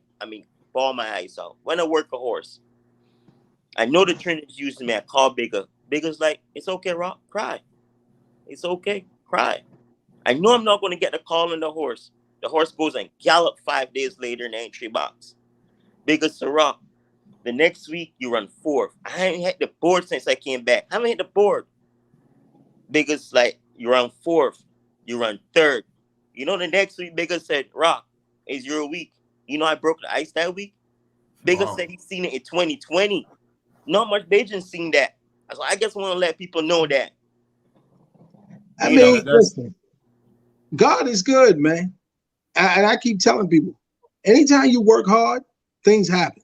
You just believe and just have a belief, and you're gonna get where you need to be. Rock works. I keep telling Rock, and I'm gonna tell y'all this: Rock is going to be in New York. I'm getting Rock at Belmont and Aqueduct. He know we went through this already. He's gonna be here. Rocco smiles at that. He smiles at hearing that, He know we've been talking. He's going to be here, and Rock's going to do very well here. Because again, when you have a work ethic, and trainers love like it's in life. People help people who help themselves. So if you helping yourself, people will help you. And Rock works really, really hard, and he has a nice personality, and people get along with him. He has that affectionate smile that people just gravitate to, and he's going to be good. He gives you an honest day's work, and that's what you can ask. I mean, that's all you ask from anybody. You want an honest day's work, and he's going to look. Remember, today's date is what, the 26th? Remember, I said on January 26th. Don't be surprised. You see Rocco riding here in September. Hey, September, look, October. Don't be surprised. Don't Hey, be surprised. The wheels are turning. thanks for giving us that information there, Bigger. That's helpful. And I'm not agent. I'm not agent, but you I sound know like a few. one. You sound like one, man. Nah, Well, I don't get up that early in the morning. I came to New York for 2 weeks. I came to New York for 2 weeks. I had really a lot of business in Chicago at a point, right? I took a little break. I came and see Bigger, but I brought on my helmet and my boots. My Bigger's like, Rock, we want to go to the track. I was like, hell yeah, I want to go to the track. I never been to Belmont, man. He's like, don't worry, we're gonna go to Belmont. I went to Belmont that morning. Ain't had no work. Bigger ended up guiding me to get on 7 horses. 7 horses. I know because those 7 horses, Bigger was in the car sleeping for 5. He got to get a nap, Yeah, I don't get up that early. He don't get up that early, but he made sure I was at the track. And not only that, we parked the car at the traffic light the night before. I was like, Bigger, you sure the car gonna be there next morning? He's like, yeah, man, that in New York is okay. It's gonna be good. I'm worried about the car gone. We came out, the car was still there. We go to the track at 5:30. I got on 7, not knowing nobody. The next week, I'm naming the horses in Chicago and New York. My agent's like, what the hell? I was like, I don't know what's going on, man. The horse I took off of, swished at 35-1. Swished in the allowance race. Wow. But I tell you, listen. Relationship to Miss Penny, I couldn't do that. I ride a horse in New York. I had to take off the horse to ride at home in Chicago. And the horse gets swished. And that was all bigs. That was all too bigs, man. There's some good people here. Story. There's good people here that look out for people. Like, I don't know, y'all know Derek Link. Derek's a good friend of mine. Derek always tries to help. Like, he helps Jalon. He helps anybody. Once you're from Bajan background, Derek's going to help you. And he knows a lot of people. Andy, there's Ricky Legal and Andrew Williams. There's some Bajan trainers here, and they help. And I used to be in the backstretch a lot with a guy from Barbados that a lot of people don't know the training horses. And a very good horseman by the name of Horace Armstrong. Horace is a great horseman, and he while working with him, I got to meet some people, some trainers and stuff, and built some relationships along the way.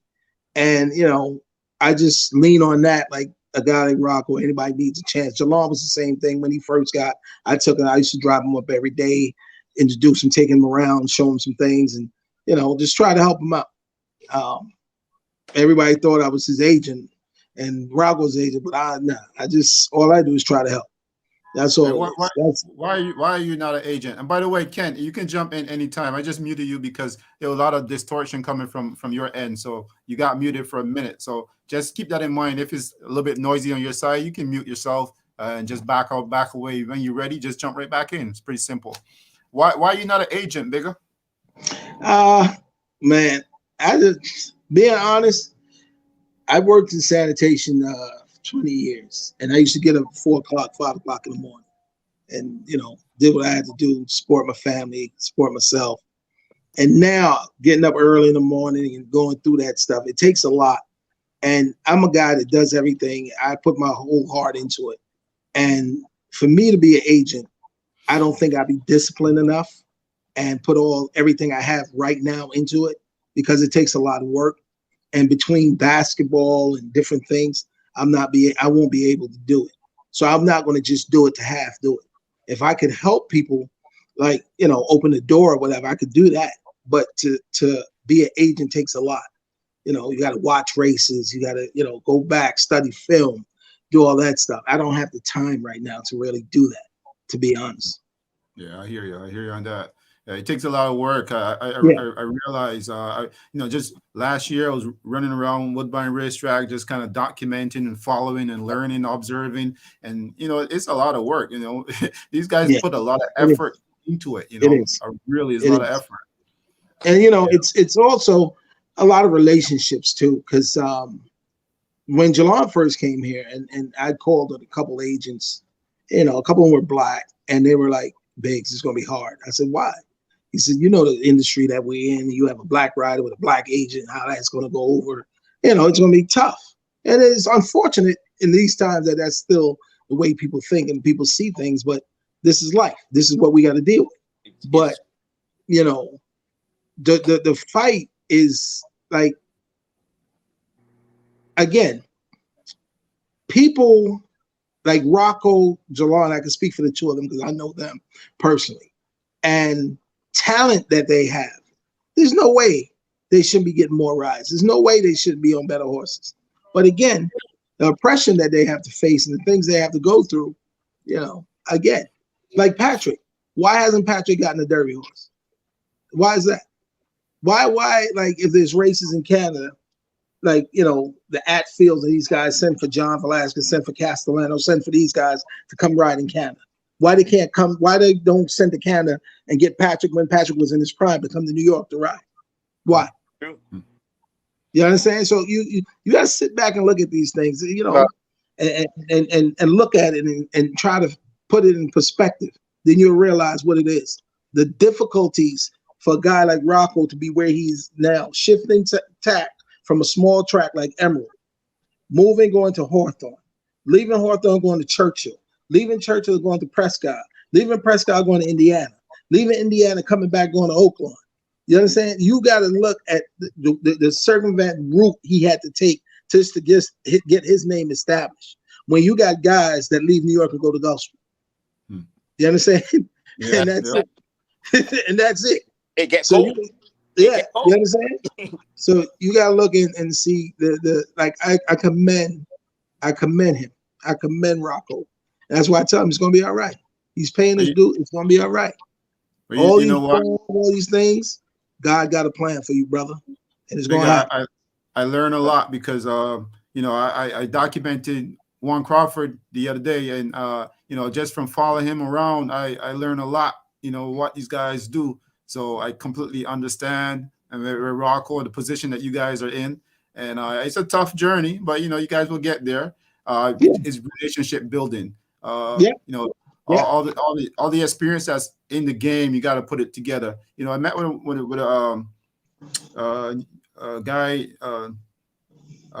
Rasai, and he does the real players of the backstretch last year. And we talked for a bit. He came to Woodbine and we talked, and I really like that guy because we had some good conversation about direction he's going and stuff like that. So it's just a matter of relationship building. That's all it is, really. Yeah. It's competitive. We all are competitive, and we run into each other, and then all of a sudden, a lot of times people become enemies. But it don't have to be like that. It's a It don't. relationship. It really don't. And that's the thing that us Bajans got to put aside, that it don't have to become enemies. They say strength is a number, man. You only, Correct. and because you see one man farting, you don't need to hate on him, man. You should uplift him. And like I said, a lot of people won't know about that morning. I went to my car and cried, man. Big said, "Rock, it's gonna be okay." And me telling myself it's not gonna be okay. I just worked this horse. This trainer played me for a fool because he think I don't know the horses. But I can't go back and pretend like I know it all, because that's the first he's gonna say. I just gotta take it like I don't know what's going on, and just sucks all. It sucks, and But that's the part that people don't get. That's the part. what I just got, Rock, now crossing you. That was the same week you came out and won the double. Yeah, that was the same. No, that was the right next week. The week I tried the car was the next week I came out and win the double when I drive home to Chicago. Right. Exactly. Yeah, that was the very next week. That was Wow. that was the, I want to lie, that was the Sunday morning before the Sunday week when I went Yeah. to double. Yeah. All bigs would tell me, just cry, man. Just cry, little bro. It's okay. That's a big, nah, it's not okay, man. You know Listen, what? Bigger said, God has a plan, and so that's all you can do. You just fall in God's hands and let it go from there. You know what I mean? and Rock is right, man. We gotta stop with this. We too old for all this animosity and being Walker. mad and sad, and we too old for all that. I mean, come on. Like I tell people, I was educated by a man that didn't even have a secondary school education, which was my father. Like I tell people all the time, my dad used to tell me all the time, common sense ain't common. And the older I get, the more I realize it. And he was so right. And I would never forget, I was about 10 or 11 years old. And we were on the bus coming from Delancey Street. And we got off right by our stop here to go home. And there was a vagrant on the ground. And I was like, Daddy, look at this bum. My father slapped me. But it's not the slap. It's what he said that resonated with me. And I carry to my life with me right now, every day. Dad said, never you in your life look down on somebody unless you are giving them a hand to pick them up. And he said, you don't know why that man's there. You don't know what his downfalls were. So we go ahead in life and we judge people and do these things. And you got to stop that, man. We got to stop. We got to be bigger than that. And like, yeah, we got to stop all that. Yeah, like Barbados is but so big. You understand? So if everybody start hating one another, what we gonna have? Let's be real. Let's be real about it. Look at the jockeys that we have produced from this little island, right? And look at the people, the horsemen. Forget jockeys, horsemen, training, everything. Look, little Barbados has produced. And if you go to any racing circle and you say you're from Barbados, you're welcome with open arms because they know you're a horseman. They know you're a horseman. So the first thing look at the ask good. you, where do you learn that from? And when you say Barbados, the first thing I'm gonna say, oh, you from Jamaica. They don't got a clue where Barbados is at. If you got a Barbados shirt on, they're still gonna ask you if you're from Jamaica.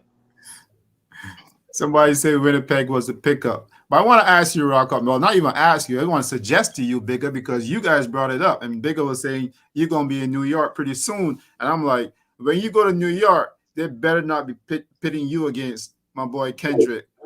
They better not be playing that kind of game down there. Oh, no, me and Kendrick, we like this, man. They better not be playing that kind of game down there, Kendrick's a good dude, man. Kendrick's a good dude. Kendrick, listen, man. Kendrick is a stand-up individual. He's a hell of a gentleman. Kendrick is a good dude.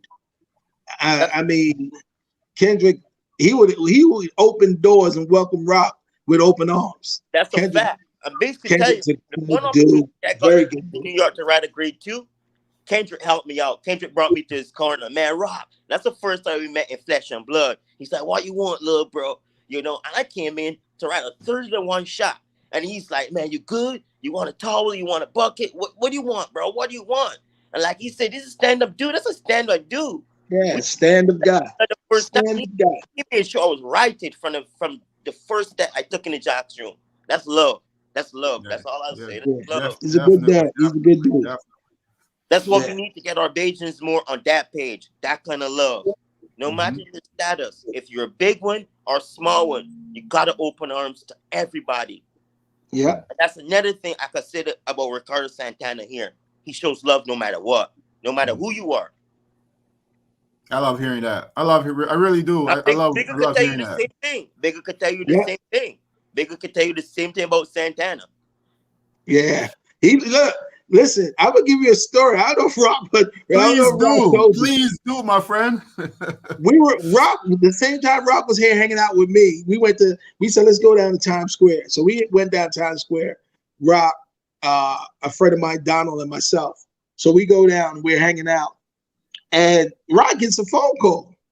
It's Santana. He's like, where you at? Rock said, I'm on 42nd Street. And we're on Times Square. So Santana's flying in from somewhere. He has a race coming in. So he's like, I'm coming. I'm picking up the rental. I'm coming. So I'm like, it's about 1 o'clock in the morning. He was like, nah, he's going. I'm like, Rock, he ain't coming nowhere. Rock's like, he said he coming. So about an hour later, he shows up. And we down there, I'm looking at him, he's like, what's up, Poppy? He's like, yo. I'm like, don't you got a ride in the morning? He's like, yeah, don't worry about it, we good. And we just walking around Times Square having a laugh and talking and bugging out. I'm like, it's a cool dude, man. Him and Rock, that's his guy. He'll go anywhere to meet Rock. That's his guy. A bigger could tell you, months later, he met him at Breeders' Cup. Yes.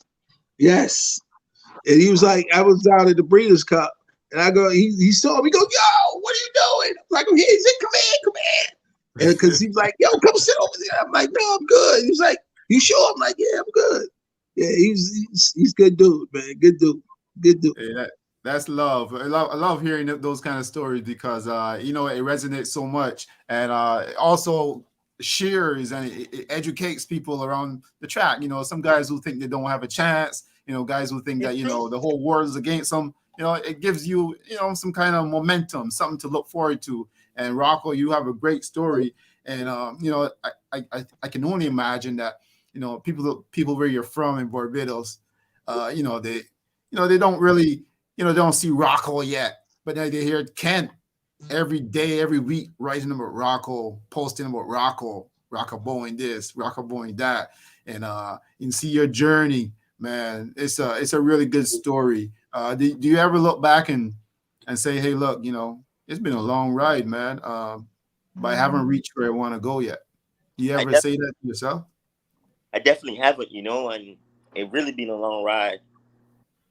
But I'm just grateful from day one when I stepped first start Portland Meadows. A lot of people don't even know that track. It don't exist no more. It's demolished now. From the opportunities I got from Portland Meadows to before I went to Emerald Downs. I didn't even know they had a place called Emerald Downs, only 3.5 hours away. And my boss, Tom Winslow, I still have the utmost and high respect for him. The guy teach me to read a racing form. I don't even read a racing form. I read a Brisnet or the rags, or the paragraphs. The first time I look at that thing, I was like, boss, that's like a numeric pad. How do I? Yeah, again, this is a guy like Bigger, a big guy that has so much knowledge about horses that put me on the right path. And then that's how I met Darwin. And then that's how my journey started. A lot of people don't know. And then along came Start Shopping Debbie. Along came Maker's Finale. Along came tons of good horses I rode for Tom Winslow. It broke my heart when I knew it was time for me to leave. Darwin always used to tell me, Rock, I hope I get a phone call that you're not coming back to Emerald Downs this summer. And I was like, why would he always tell me that, man? This is like home. But it took for me to move away to realize what he was saying. Rock, I hope I get a phone call. You see, this is the year you're not coming back. And I was like, man, why would he always tell me that, man? This is like me and Darwin, like, I look forward to coming back to the summer, man. Every Friday, that's me and my guy. We jump the carpool. We go downtown Seattle. We deliver some items. We come back up. It was Friday night racing at 7 o'clock. That was our routine every Friday. But I never seen it till I moved away. What direction he was trying to point me. He wasn't trying to pull me back to be in Washington with him his whole life. Mm-hmm. They just do that. They hold you back so they have someone to be comfort with. Darwin was different, man. He was different. He was get different. I can tell. I can tell. Definitely can tell. There's a good vibe there. One thing that I take from him, I had a few conversations with him during the week, and one thing he always say, he's open. I got nothing to hide. And that resonates with me, and definitely coming from our culture, there's a lot of things that we hide. Yep. I'm the same way to a fault. I'm the same way to a fault. Don't ask me if you don't want to hear the truth, but I'm gonna tell you the truth. Either you gonna take it or not. I mean, this is what it is, and I tell people now, like, that's why my circle is so small in the sense of friends. I got a lot of associates, don't have a lot of friends. I tell people all the time, if you're my friend, the same way I critique you, you can critique me, and if you don't do it, you're not my friend.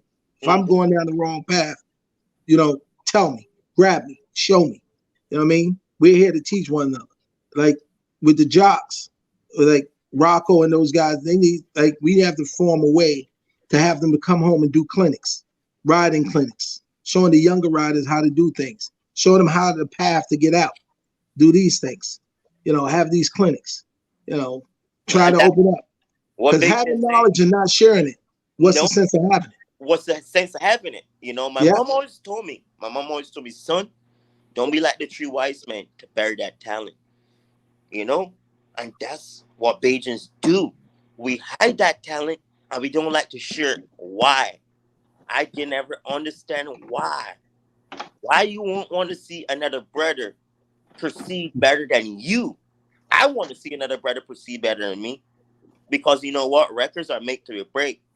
And if it's guests like family and the generation of the world, you got to keep reproducing for the world to expand. If you don't keep reproducing that talent, why are you going to hide it and bury it? Why? Then nobody knows about Barbados already. So if we don't share that knowledge and talent we got in Barbados, definitely nobody will know about our place, man. Because we seem to think so, though. We seem to think so. We seem to think that you know that everybody knows about us. We seem to think that everybody wants to be there with us. There, we seem to think so, but you know, it's a hidden gem.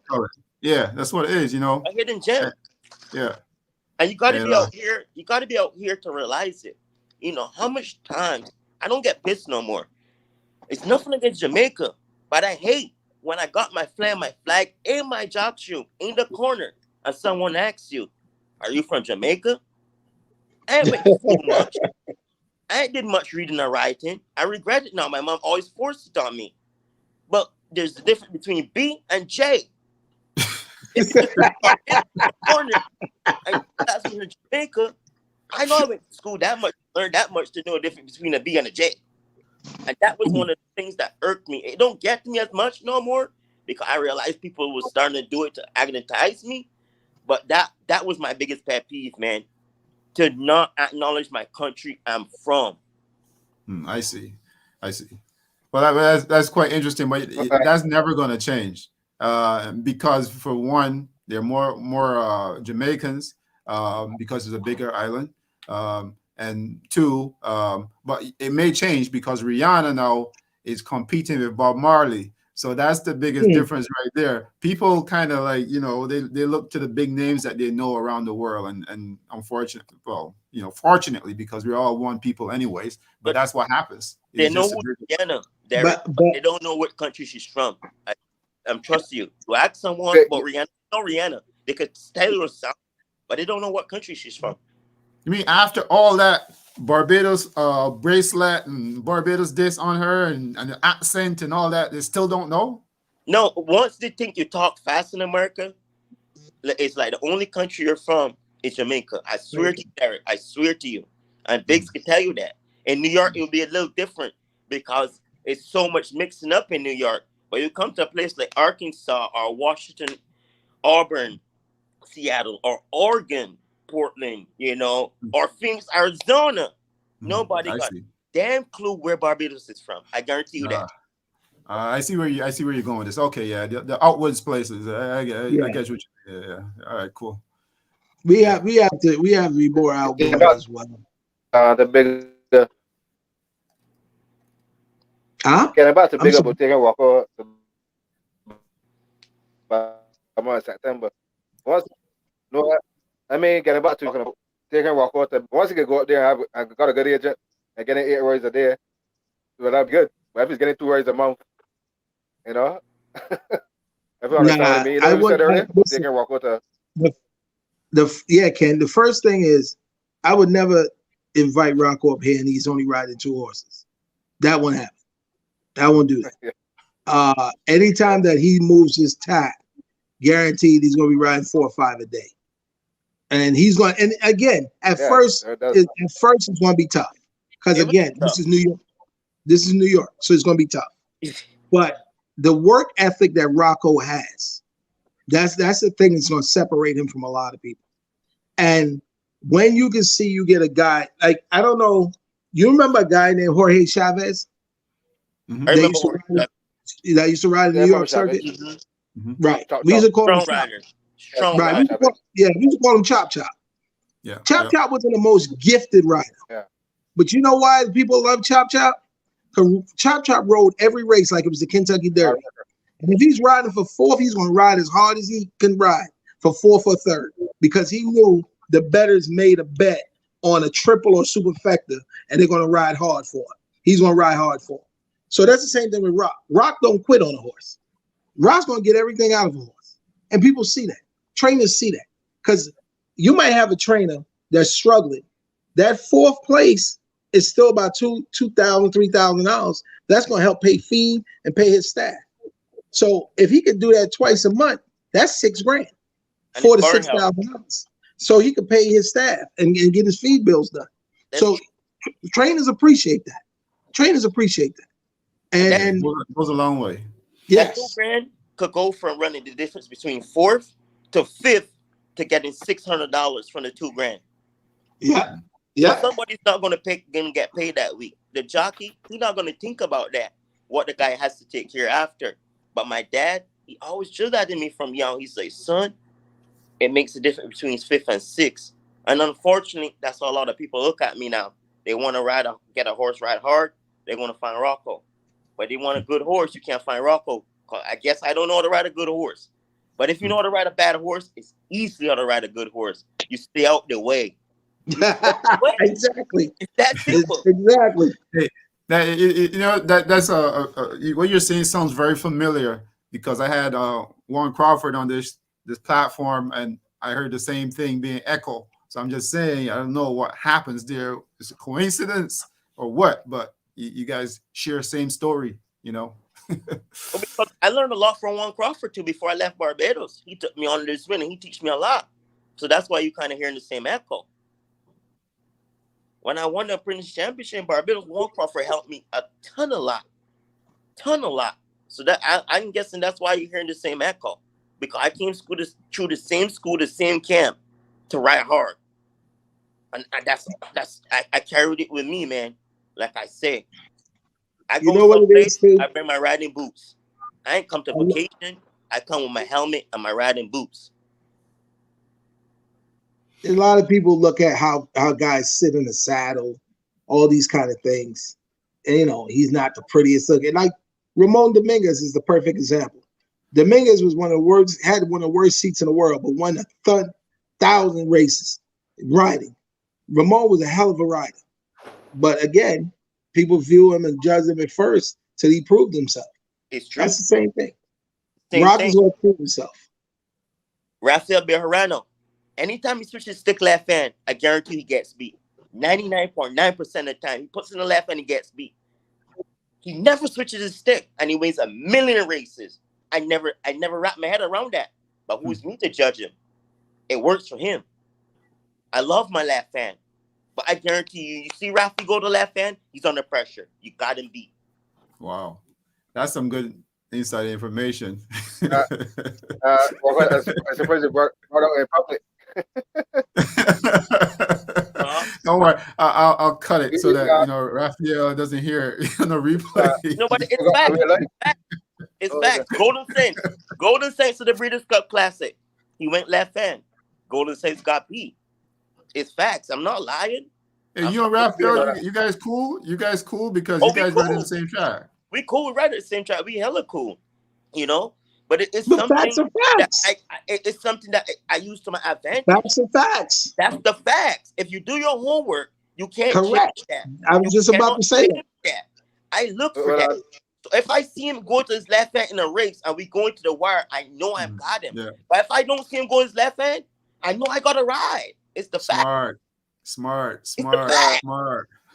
There, I remember Chris Griffith told me when I was a teenager, when he used to go to New York, he used to pick up a different jockey to study. A lot of jockeys only study horses, but they don't study who they're riding against. So, that would make Rocco so good. You got to study who you're riding against. He knows Raphael's weakness. Yep. So, Yeah. Well, just to add to what you're saying, because I don't know. I'm just observing. I just document. And, I see the old wise jockeys just kind of, they do the same thing to the young riders. They're going to psych them out, they kind of intimidate them. I can see it. I see it. I hear it. And I observe it. And it kind of works. It works. It works for them. You got to use it to your advantage, because at the end of the day, they pay you big bucks to get the job done. And if you don't take care of the business, you're gonna lose the business. There's so much of us out here, especially in a track like Arkansas Hot Springs. There, everyone is talented. Everyone is talented. So when you get a little shot and you don't get the job done, guarantee you, before that horse on a gallop out, at least somebody's agent is going to calling. be hustling that mount. At least 4 agents before you gallop out, before you get back on saddle. That's gone. That mount's gone. Yeah, somebody's agent then called. Mm-hmm. That's how competitive it is. I imagine. I want to ask you guys something. You're saying something, Big?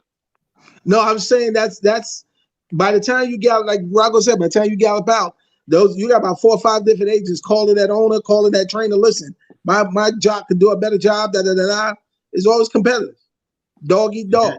Dog You eat hear dog. it all the time. You hear it all the time. I want to ask you guys. What again? I want to ask Bigger, because he's a New York guy. So I want to ask him. I think Simon Husbands rode down in New York at one time. Are there any other Barbadian jockeys that rode besides Jalon down in and I think Simon rode down there too. But who else rode down there consistently? Ricky Griffith went to New York before he went to Canada, and also the guy that you went at Charleston. There? Yeah. And then Bigger, we hear you. We can hear you, Bigger. We got you. Yeah, I don't know what I just did. Something, and I don't know what happened. Ricky Griffith was the first pigeon rider. Ricky Griffith was the first pigeon rider I know about that went to New York circuit. That was in 1984. He worked for a guy called P.B. Johnson. I don't know what I did, but I can't hear y'all now. Where's the? We got to bear Bigger. You got to bear Bigger. He's gonna come back. He'll come back. Yeah. He's like Freddy Krueger. He keeps coming back. Ken. Yeah, so when you say a road, I mean like consistently. I don't mean 1 or 2 races. I mean like road like a whole. He was there. He was there both for 2. Well, he was there for 2 years, and then after him it was the guy that ended up at Charleston, Cedric Lewis. He was in New York for a while as well. That was in the mid '80s. Oh, yeah. I'm sorry, Derek. Your question was anybody else that rode in New York? You said? Yeah. Consistently. Give me the answer already. There was Ricky Griffith and Cedric Lewis. They were the first 2, and then Cedric Lewis went on to Charleston. Yeah. And listen. Ricky Griffith was a hell of a rider. I was privileged to be there when Rick rode for P.G. Johnson at Belmont, and he hooked up with Cordero at the top of the stretch. Angel came back through the tunnel asking, who the hell is this kid? Who's he? Because Ricky rode him, cut his hand off, tied him, and got him on the box. And Cordero was like, who the hell is this little dude? Ricky was a hell of a rider, man. Ricky was a hell of a rider. You guys doubting about this walkover. When Ricky came back to Barbados, there was a jockey challenge in Jamaica. Mm-hmm. So it was Ricky Darwin. They can't remember he had a Belgian jockey. And Cordero went on there. So when he saw Ricky again, he said, "Not you again." Oh no way! I'm gonna ask you about that tomorrow. I'm telling you, man. Yeah, Rick just so happened. Again, we go back with stigmatization. Ricky came at the wrong time. Ricky came when black people, period. Because at that time, Horace was one of the few black trainers, if not the only black trainer on the track at that time. And for Ricky Griffiths to be a black jockey in that colony back then, it wasn't going to happen. It wasn't going to happen. It's unfortunate. Ricky was 10 times better than half the jockeys that was in that room. And everybody knew it. PG Johnson. That's why PG Johnson wrote him. PG Johnson was a white guy that, like, he was like Alan Jerkins. He'd give anybody a shot. Good guy. Didn't care about that black-white thing. He just, you're a rider, you're going to ride. And PJ gave him a shot. And Rick didn't disappoint him at all. At all. Yeah. And, you know, the same thing when Emilio Rodriguez came to New York from Jamaica. He was having a hard time getting around. And Bimbo could ride. And Bimbo came and Horace put him on some horses and they lit up the tote board.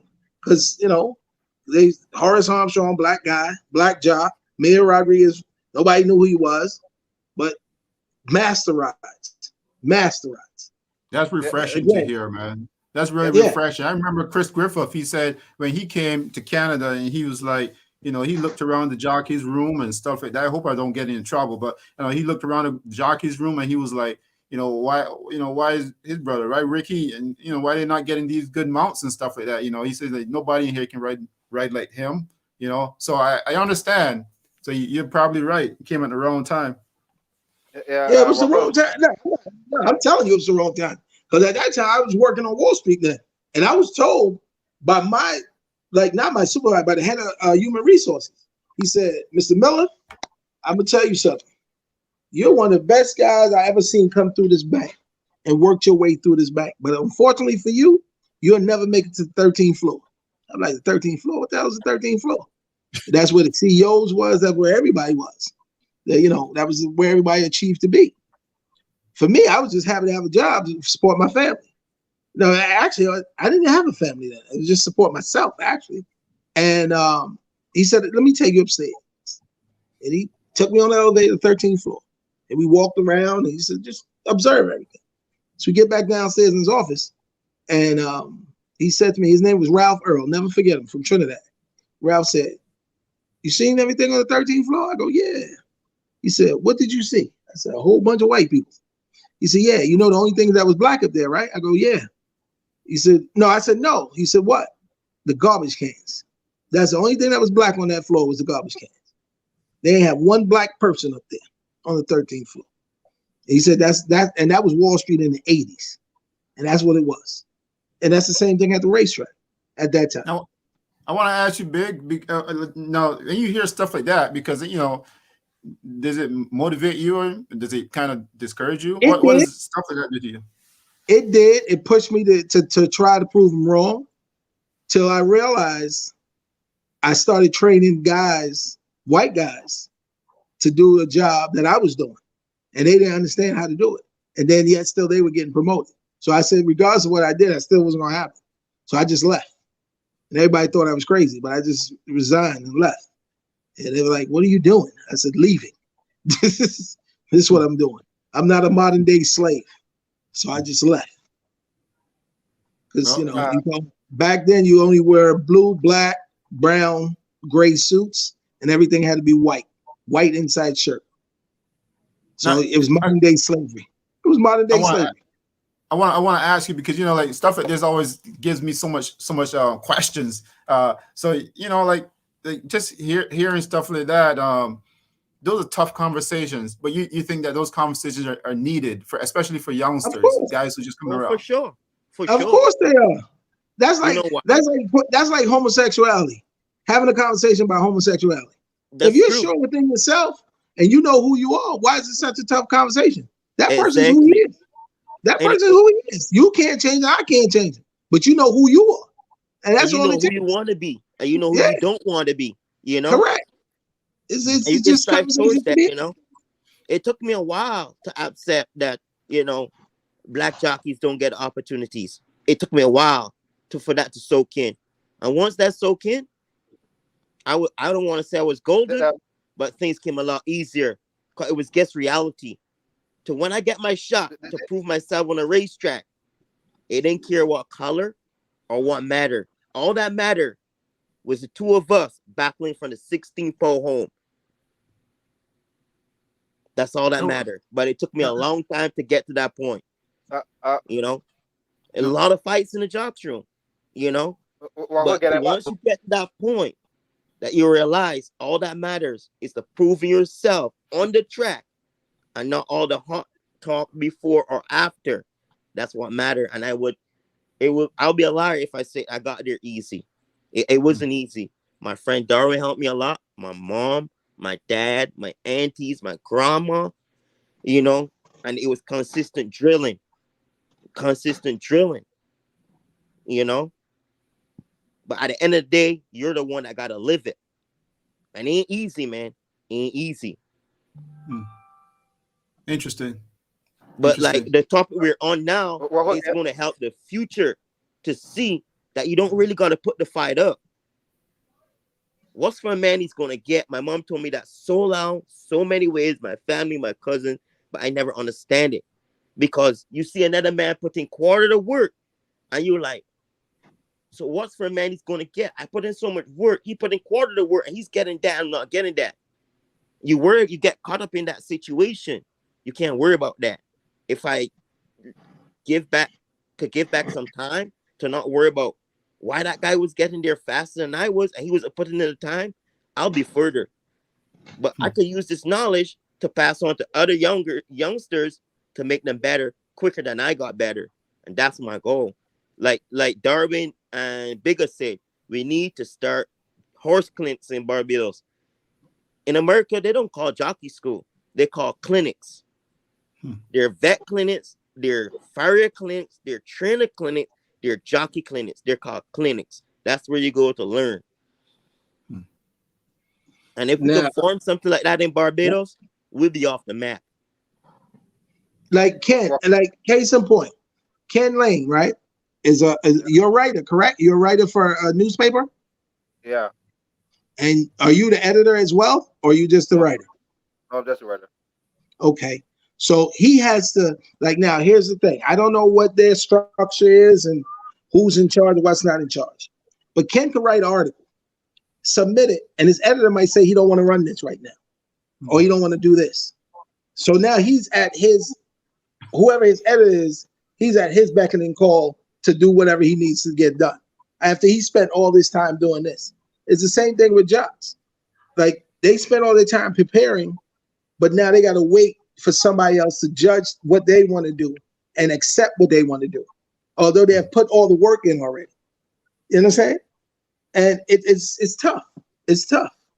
It's tough. I want to ask the jockey. I would say, not crossing, this is the last point I'm going to say on this, but Ken is what white America don't want to see. White America want to see black people that are loud and angry because they can control them. But if you're an educated person, that's the scariest part to them. Because now you're on their level. You're thinking with them and above them. And you have, like, we are born into suppression. So we know how to deal with poverty. We know how to deal with obstacles in our life. We weren't given anything.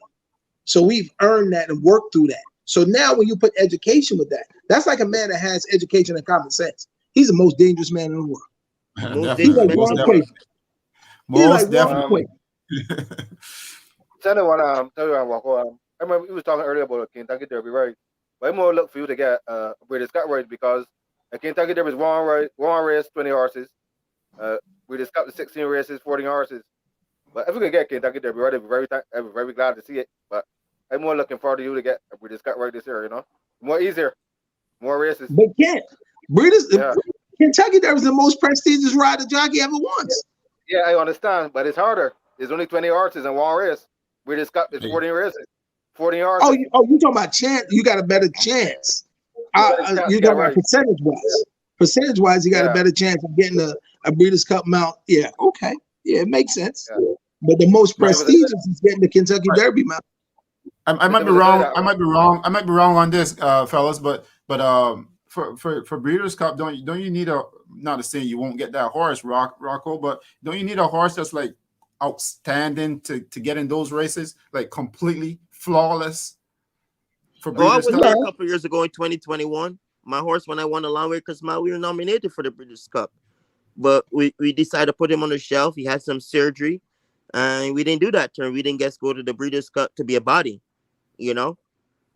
We did the right thing by the horses, the horses' career and the horses long live, like probably if we pushed and went to the Breeders' Cup that year, I want to be able to ride background last week, you know. The Breeders' Cup takes a toll, you know. And after we came out to the Long Acres Mile, you know, he had a couple of minor issues that we had to address for his career to go ahead longer and I guess one race. So, what new, new trainers beginning business from in the upcoming weeks that you can let us know? 'Cause I remember we were hard for Brian Walsh and you won the race, but then they never saw you work for him again. And when they saw you, the entries, they saw you down, they said, good. But there's a door ran out for a Breeders' Cup race. And then you won the race and they never saw the business come back. Yeah, Hard for but Brian that's all right. That's a great topic. Can't you touch on? Brandon Watt shipped over to Chicago. You know, Yeah. that's home for me. You know, when we shipped into Chicago, I'm a more dominant guy in Chicago. So when you go Yeah. back to Kentucky now, I'm like 9th, 10th down the list for Brandon Walsh. I'm just being honest. I'm not going to tell you I'm second, third up the list. Yeah, I So being understand. 9th, 10th down the list, it does you no good. Yeah, yeah. And then You know, another guy but you is Mike Sidham. Remember you want to race for him? yeah, I won a race for Brandon Walsh too. Brandon Walsh shipped a couple in and I won. And I won a couple for Mike Stidham through my Yeah. agent Penny. You know, that's her connection. That's her burn. But like yet again, you go back to Kentucky, you know, you're going to expect, well, you know, he's going to put you on something. You may get something, but it's not going to be something live. I'm just being honest. You're That's going to right. got Corey Lannery. You're going to got Santana. You're going to got Tyler Gaffleon. You're going to got the same Rafael Bejarano. You're going to got Martin Garcia. You're going to got Joe Talamo. You're going to got Jorge Corrales. I could keep on going. All those guys are going to be in front of me. I'm So just being honest. So otherwise, so the youngsters that's coming up don't think that, you know, Rocco is going to say, well, he's the man. Like when I go back to Kentucky, you know, I'm down the list. I never rode a full season in Kentucky. I've been very blessed to go to Kentucky. I have a good percentage, but I never found the confidence to step into Kentucky for a full season. I'm just being honest. My agent always asks me the same thing. Why don't we ride Kentucky for a full season? I just never had the confidence to withstand it the whole season in Kentucky. You have to have business or you'll starve. Straight up Right. starve. Rocco, I gotta ask you this, man, because you know, like you mentioned Kentucky, and Kentucky, you know, from all I've heard about Kentucky, you see the movies in Kentucky and Kentucky. I haven't really heard a lot of good things for Black people in Kentucky, so I'm just saying, it might have changed, and it is changed with writing. Is there a difference? Does the movies tell a different tale than what we? You know, what is Kentucky like? Oh no, I won't lie. The love in Kentucky for me is similar to Arkansas. You know, the love in Kentucky is great for me. Like I got Larry Demerit is a very established guy. I don't know if a lot of agents know who's Larry Demerit, but he bought one of the most prestigious horses in horse racing and sold it. You know, and that's a client of mine that I have. He always forces me. When I first came to Arkansas 2020, he's like, "Kid, you're making a mistake. Get stay in Kentucky. Get stay in Kentucky." I went back to Kentucky this summer, won my first race at Keelan I rode for Larry Demerit. Where did I go back to? Got in my car, went back to Prescott. He's like, kid, you're doing the same thing over again. You know, but, you know, times has changed. You know, Santana does really well in Kentucky. He You know, does. times has He changed. does. I got the love there in Kentucky for me. Just, I never found it in my heart to step full heart and soul into Kentucky the whole year. That's me personally. I never went Kentucky and really but no hardships. I went places that I'm not gonna call that I had a harder time because of my color. Smaller grid track. And it didn't make sense. But I never found any of that kind of animosity in Kentucky, Arkansas, or places that people tell you horror stories about. So I can't say Kentucky is like that, Derek. Kentucky Yeah, always okay. showed me love. I always was welcome in and out of Kentucky. And so that's where I got to leave it at. question, Rocco. You said that Arlington hurt your business. Arlington closing. Well, You Arlington said that. is already done closed. It's demolished and it's in process of being demolished. So you said that hurt your business in a way. Not working Pardon there. me? Will you say that hurt your? You know, we get a lot of business there. Will you say that the track closing slow down things for you? Would you say that? Oh no, I wouldn't say that. You know, it was always going to be a closing track. I was just grateful that I got to roll there last season. I could ride in Hawthorne, but that's really not the path I want to go. You know, but it could be the same path as like when I was in Emerald, be on top. I'm not gonna find a good horse Okay. coming out of Hawthorne. I'm just being honest, guys. You may find a good horse I passing understand. through Hawthorne, Yeah. but my goal is to find a good horse, and I'm not gonna find a good horse coming out of Hawthorne. I'll win races. I'll do well in Hawthorne, but that's not on my list anymore. Just to do well, on my list is to find that horse like I found Background, Start Shopping Debbie, those special horses.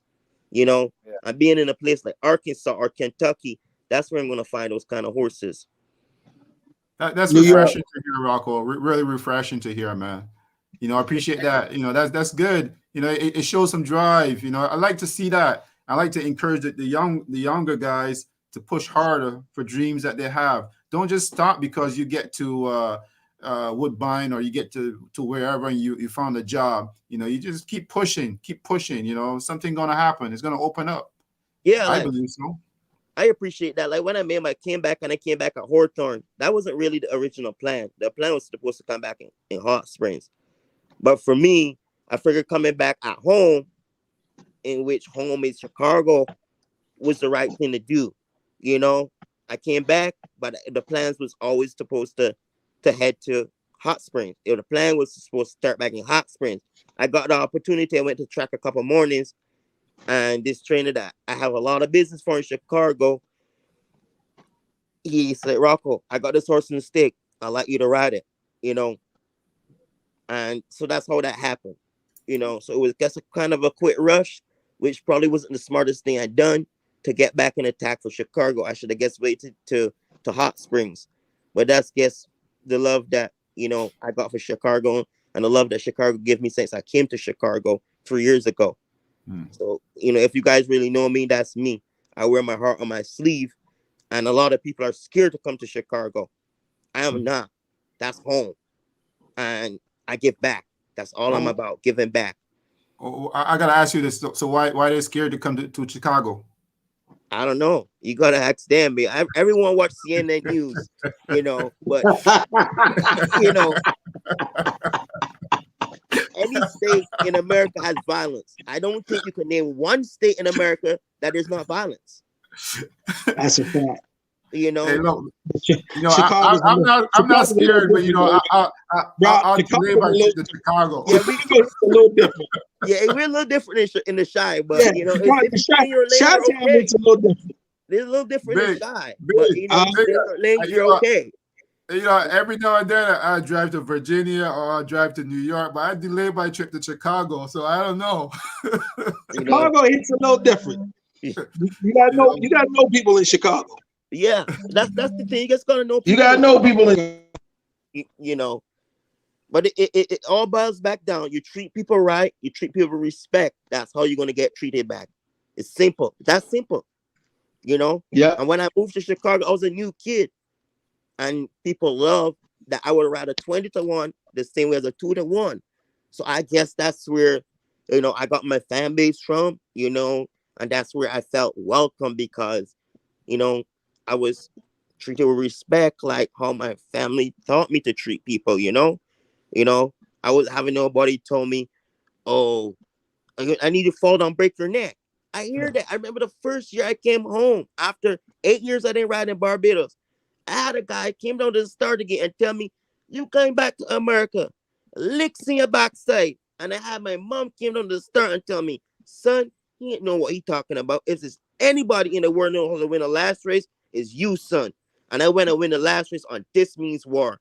The winner's circle was bigger than the Gold Cup picture because those are all of my homies from the Pine that represented me from the time I went to St. Leonard's Boys when I was nothing, and that was the greatest time in my life because my mom uplifted me and tell me, "Son, there's nobody knows how to win a last race like you." I remember that. And then we came the next year and won the last race with Poetry Emotion. Oh yeah, it was like deja vu. Yeah, remember that. And then I got the best agent in Barbados, Tremaine Hines. That's the best agent in Barbados. People don't know. He's like a hidden gem. Every time I come home, he books my rides, he take care of my business, and we're successful because we came up from nothing together. Hey, that's a beautiful story. I'm really happy that you shared that, man. Kent, Do you have any more questions for Rocco since we got here and Bigger the Encyclopedia? Somebody label Bigger the Encyclopedia. So something like what Walker said. He said his colony is very hard because in Barbados, everybody thinks that New York circuit jockey colony is the best and nobody else can ride. And it just can't get down this time. Ortiz brothers, it is Joe Rosario and Saiz, and nobody else can ride. And I don't know what they don't educate themselves, because those were just start at small tracks. Like you hear what Garrett Camus said, he started in Louisiana. How many people know that? They only know him when he went to New York, when he went at Belmont. They didn't know when he was riding at Louisiana. Down. I guarantee if Rocco goes to But see, Belmont, that's the thing, though, Ken. the same way. Yeah. That's the thing. Everybody judge you. Everybody judge you once you reach New York, because New York is one of the hardest circuits to be on. So if you make it here, that's where your praise and acclamation and all your accreditation comes from. Like Kendrick was a good rider from Louisiana to Maryland to Delaware to Philly. He worked his way up and got to New York. Like you think about it. If you think about who's in that jocks room in New York, you got like 5 Hall of Famers still riding in that jocks room. It's the a fact. Castellanos, Rosario, the Ortiz brothers. You The got you have Hall of Famers still riding, and you're riding against these guys every day. Mike Smith came out of there. You know what I mean? The Jerry Baileys of the world. You know what I mean? Chris Antley, who was a hell of a rider. Julie Cole. Yeah, you got these people that the New York is where it's at. But you're right, they honed their craft somewhere else, but being that these tracks don't have the allure like a Belmont or a Churchill, they don't get the credit that they deserve. So when they come to New York and prove it, that's why all the accolades start to flow and follow them, is because they're doing it on a bigger circuit. That's what it is. I can tell you, you remember when San Diego was the track everybody used to go to, right? Yes, that's when you have because again, Jockey Colony is what makes it what it is. Because when Santa Anita was that's when you had Eddie De La Houssaye, Lafitte Pinkai, my man, oh Jesus, Martin Pedrosa. No, before them you had Eddie De La Houssaye, Pat Venezuela. Yeah. Pat Venezuela. You had the Garrett Gomez's of the world. You had the Chris McCarron, Solis, all these guys. The Nakatani. That colony was unbelievable. That colony was crazy. Well, a lot of people they don't know that Garrett started at Zarbine Park. A lot of people in Barbados don't know where's that racetrack. And I know that because that's my idol still to this day. At Zarbine Park, that's where Garrett K. Gomez started. Go, man. That was the guy, man. Huh? No, Gary was to ride a track called River Downs too. That it closed in 1988. River Downs is in Cincinnati. That's in Cincinnati, River Downs. Yeah. That track used to get flooded out by water all the time. Can you face your screen, Bigger? Valterra Park now. Huh? That's what's Fix your Valterra screen now. so we can see your face. Okay. I'm sorry, bud. We kind of like playing peekaboo. No. Yeah, it's fine too. We're just playing peekaboo with you. Like we see it like sorry.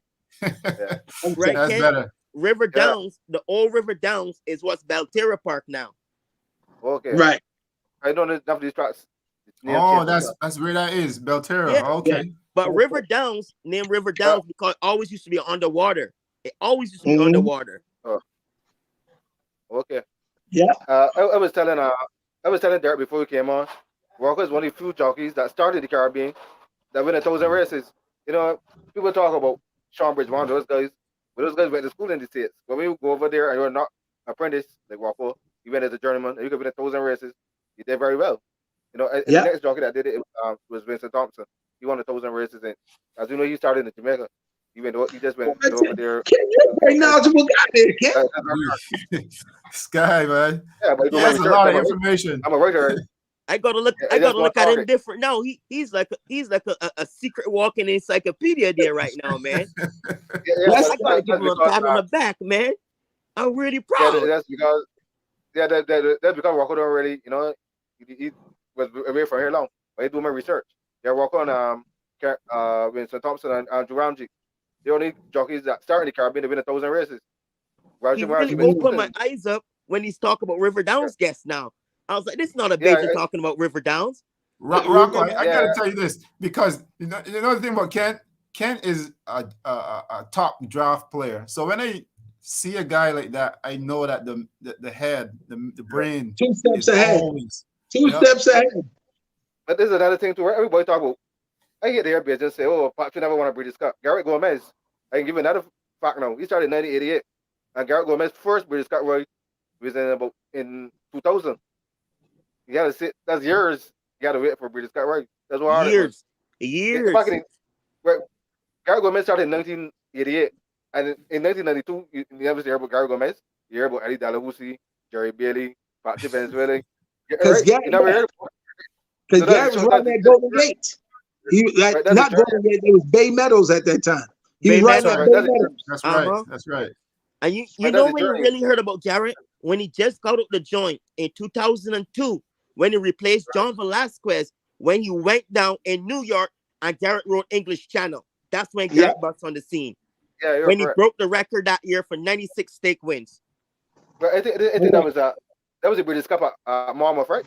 Yeah, that was the British Cup at Monmouth, but he came to New York. He left his tack from California, and Pletcher called him over to New York, and that's when he started riding for Pletcher after Johnny V went down. Yeah, but all the rest was history. All the rest was history. I don't want to call the jockey that told me this, right? But Walker was confirmed this. Not knocking the jockeys in Canada, but you will see what John Velasquez then was hard to go over there, and because somehow they don't really class Canadian racing. So I'm not knocking the. I'm very glad we business do well, right? But that's a fact, right? So you will see Patrick Renard. I feel him to go over. I'm not because the black jockey or John will win one. I'm going to go over John Velasquez ordinate because they don't want to rip Canadian workers. Well, we talked about this. But we talked about this, and this is a mere fact that you got Woodbine and you got Woodbine, right? I mean, there's not a lot of top class tracks here that you see them. So I'm just saying, like, that's probably in the USA. You got so many different tracks. It's very competitive, just like everything else. In athletics, it's very competitive. Here is not that high level. I could touch on that. I could touch on that topic, guys. Because say for instance, like what Kent gets said, right? The horse comes over. God forsaken, the horse gets beat. The first thing the client is going to ask the trainer, why didn't you get one of the top 5 guys in the room to ride that horse? That's the first thing he's going to ask. Why do you have one of the top 5 guys in the room ride that horse? What do you think the trainer is going to say?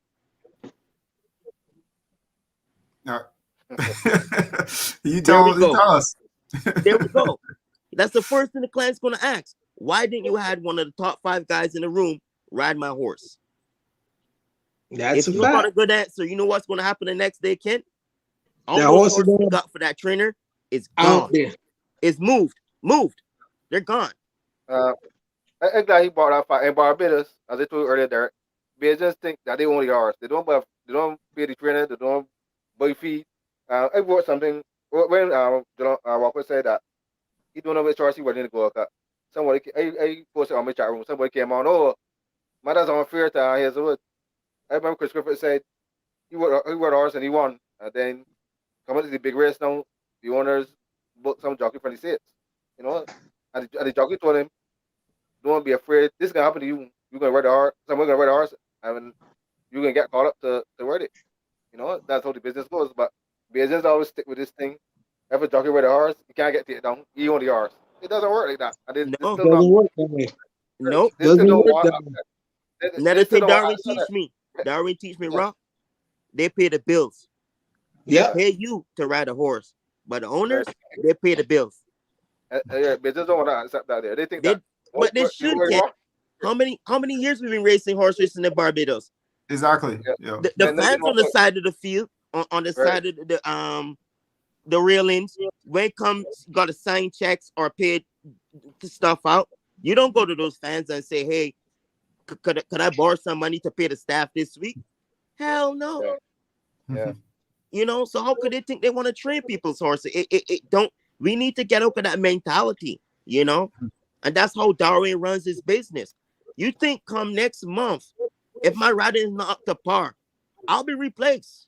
That's just how Yeah. Darwin does business. Yeah. So that's Uh, for people that's to know right. out there. You know, I was never always in this position. I'm just lucky that I have people like Darwin and my family that I'm in this position now. But I was never always in this position. Ken could tell you. I never rode in a Gold Cup like this and have this kind of position I be in. I'm grateful, humble, and you know, we just got to move on and try to do better, because if we're gonna get people know about Barbados, we gotta get out of that mentality. I'm sorry, we gotta get out of it, man. Like Big said earlier, Big said, Rock, it's okay to cry. I went back to my car and cry, you know, because I know it ain't right, but it's a business. Like I said, But Ken, not Yeah. crossing you, Rob, but Ken, this is the thing. Like he said, it's a business. This is where I think that we missed the ball as Barbados, as in promotion and tourism, and getting people to know who your jocks are and who people are. Period. Now, I remember, I can't remember. You will know because you probably have these stats and these things. What year it was that TVG came down and had 2003. see right off TBG. the top of the head. He knew it Yeah, off they, the top of the head. I would yeah, they never came in. forget. I Yeah, would they never came. forget. They came in Right. 2003 with Tally Bill. That's the first time they came. When Tally Bill won the Yeah. Gold Cup. I remember the year they came with Ken Rudolph and Gary Stevens and them. Actually, I met Gary Stevens that year too. A guy called Right. he died now. You know Irvin, don't he? He died now. I know that name. But Yeah. I hung out with them that night. We were He all used to be around, together. I used to be around Belmont, and I met Gary Stevens too. Gary Stevens Right. here. But my thing is now this Gold Cup is generating so much electricity and so much buzz. And from what I understand, Mr. Ramsey's coming again, right? Yeah. Mm-hmm. You have Mr. Ramsey, you have Derek Smith, who's part of Coolmore, and there's a possibility Ryan Moore might be there.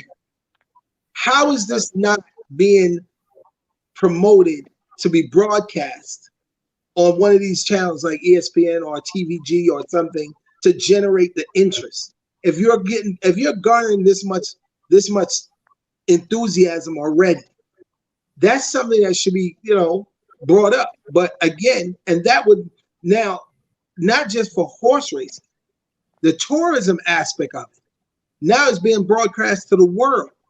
So Barbados is being seen, and you open up by showing the beaches. You open up by seeing the palm trees. You open up by seeing how Barbados races like a carnival, like how they have the state fairs and different things. on the Friday. Right. So people see what you're selling, which is Barbados. So, I mean, these are things that we got to go. We got, like, when I say we got to be forward thinkers, this is what you got to think about. There's no reason why that shouldn't be.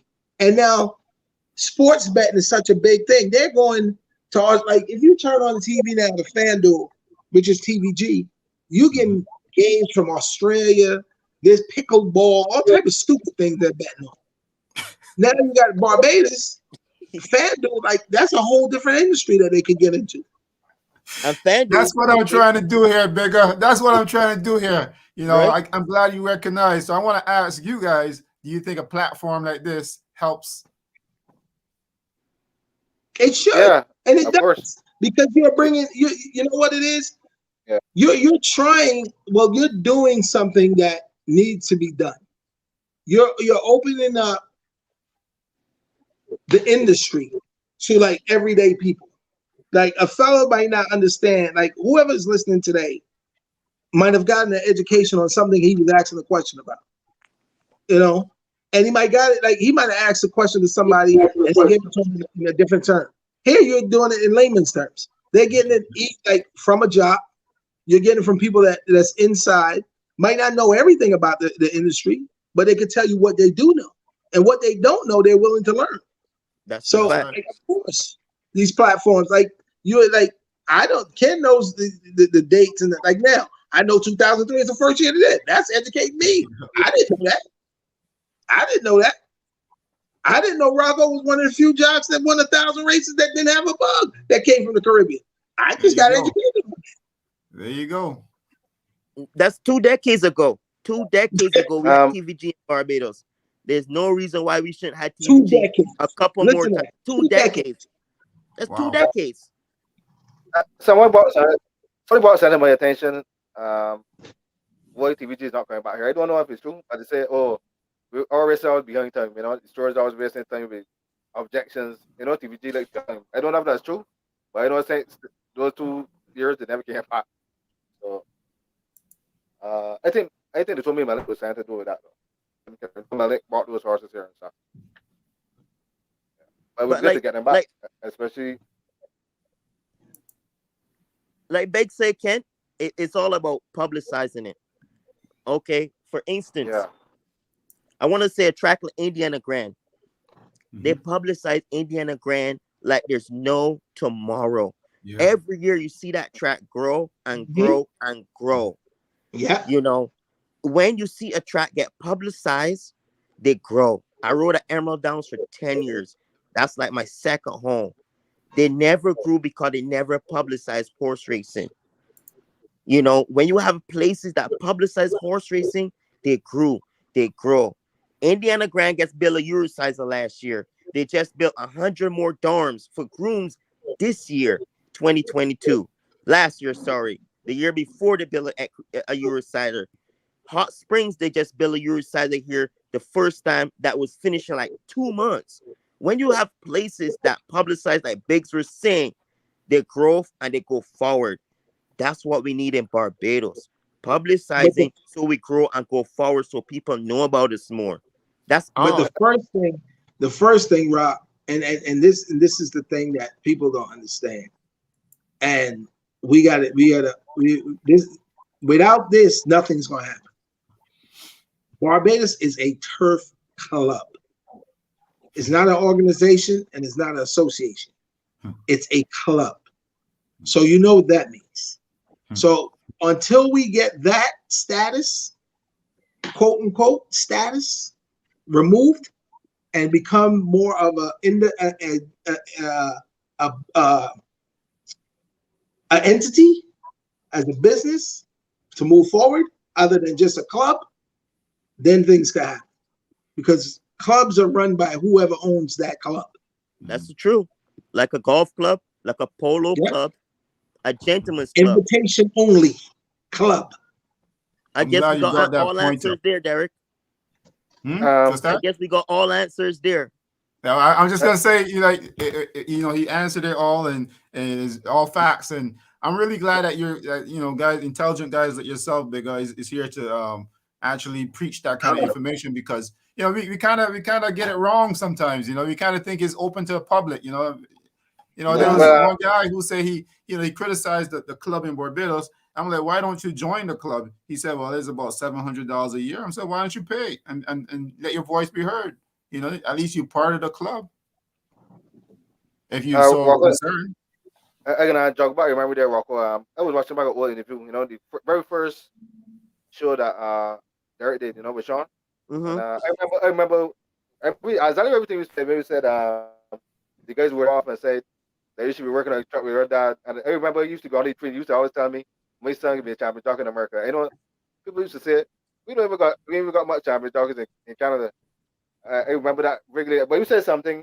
You said that you were never champion here. But I remember you won the champion of British shit here. You remember but our report was going for the champion. yeah,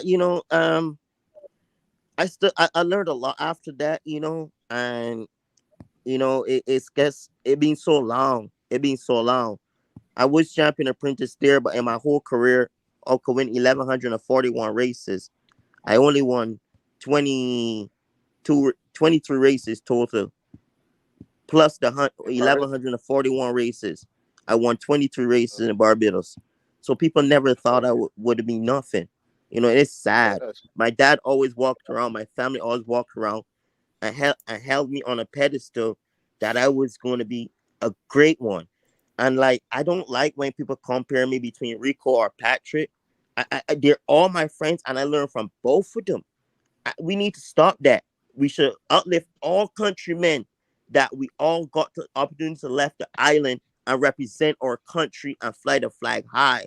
Don't argue about who's better or what. At the end of the day, I was you're not saying so getting because you're opportunities in Barbados. You're- I wasn't getting you're saying so opportunities. that is going to be same with Red fans. You can't stop that. You will say that because you're a jockey, but Red fans are always arguing about who's the best jockey. People that But follow at the football, end of the day, always right? give us- yeah, You say don't that get without the- opportunities. Okay, we could say this. I could bring up a name, Shane Collymore. He Yeah, had so much talent, so much talent, Shane so was much oh talent, my god, talent 10 times the oh talent I got. god, And where is Yeah. he at today? yeah, that's Opportunities. You need opportunities. And that's something I was not gifted in Barbados. I was just lucky that my family had the resources man. and gave me the opportunity to leave the country to be better. yeah. That's why I Derek, keep striving. talk. I keep on going. You forgot a key word too, and the discipline. You can have opportunities to and blow it. So the discipline carries you far. You're talking Yes, sport. yes, That's very big, that's I very opportunities big in my word, draft. Yep. very big word, Very good. But Facts, my, man. I very had big word. my discipline take me far, right? In my draft. So you have to have discipline too. Everybody have opportunity to blow it. It's not a lot of people, But I right? tell you this the though, key word is yeah. Derek, you ever heard of Shane Collymore? I don't think Derek ever No, I did. never heard of Shane Collymore. Because Let me tell you I'm not. He's That's the thing. I'm a student to this game right now, so I never heard of Shane Collymore. I don't know. You I didn't remember know Shane Derek? Collymore very You well. remember Jeffrey Brown, Derek? Jeffrey Who? Brown. Jeffrey Brown? You got to know Jeffrey I know Brown. the name. I don't know him. I know the name. I don't know him. But Jeffrey Brown is that's Shane's dad. I didn't have the privilege of knowing Shane Collymore, like as to say he was a friend, but I knew who he was, and I was in his presence a couple times. I would never forget a day I went to workouts coursing, as they would say in Barbados, and there was a horse that was giving so much trouble that he kicked off 2 riders. Nobody could get this horse, and Shane was out on a horse and came back. They took the saddle, everything off this horse. Shane jumped on this horse bareback, and this horse started buck. Shane just made himself one in this horse, got the horse to settle, and took the horse out and galloped around on the Garson. And I said, who the hell is this kid? And it was like, oh, that's Shane. I was like, that is Shane. Shane who? Because what he just did with this, if you see how this horse was, I thought Rocco horse was bucking, kicking, and Shane just jumped and hold him in and get as one and lock knees and just get this horse to go around. I said, whoa. I said, it's a natural rider. Natural. Then I saw him ride some race days, and I was like, this kid's a natural rider. But again, like Ken said, discipline is a big word. It's true. Discipline is a big word. And that's something I didn't have coming up. I was not. It wasn't natural to me. It was not natural to me. And that guy, Shane Collymore, he was blessed. He was natural talent. Yes. Natural. Yes. Natural. So whatever happened to him? Just like, a lot of jockeys fall to the wayside, man. Just like a lot of jockeys. Just fall to the wayside, man. Sad. Yeah. It's sad to hear. I want to bring you guys back on because I'm going to have to run, but I want to bring you guys back on at some point because I want to talk a little bit more about New York and New York riding connections and all that stuff. And then perhaps we can hear a little bit more about Rocco and we should come back on Wednesday. That's when Rocco. We should come back on Wednesday. That's when Rocco make his pick over the horses. That was looking for Sunday night. We give these horses. Horses don't take a day to cool out. Horses don't take a day to cool out. Derek, I can let you know right now, right, Derek. Ken is not going to sleep. Today is, what's today? Thursday? Friday, Saturday, Sunday, Monday. Kent ain't sleeping. He ain't You sleeping can all do till you he can all finds do out. right? It only take a night for us to cool out. I mean, when you go to our store on Sunday, we should not be sore. But no, you go out on the Wednesday, the horses come Sunday night. That's when say everything's okay. Listen, We know Ken is the Adrian Wojnarowski of racing. People can be He This waiting. guy, man. He's Adam Scheffler, Adrian Wojnarowski rolled up in a one. He waiting for the breaking news. Yeah, he's waiting for that breaking news, so he's the first one to publicize it. I'm telling you, man. I'm telling you, this guy Kent Lane. You ask him. Sometimes Kent call me, talk to Kent. I'm talking to Kent. I say something. I think it goes over his head. He comes back. What did you say? Can you clarify what you said? Yeah. He doesn't let it go.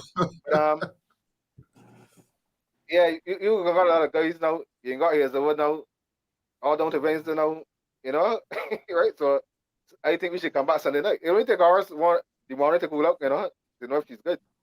So, but that's what we do in America, Right, sometimes an injury don't pop up to 2 days later, you got to give the horse time to cool out and stuff before you make a decision, In Barbados, we do that on Sunday.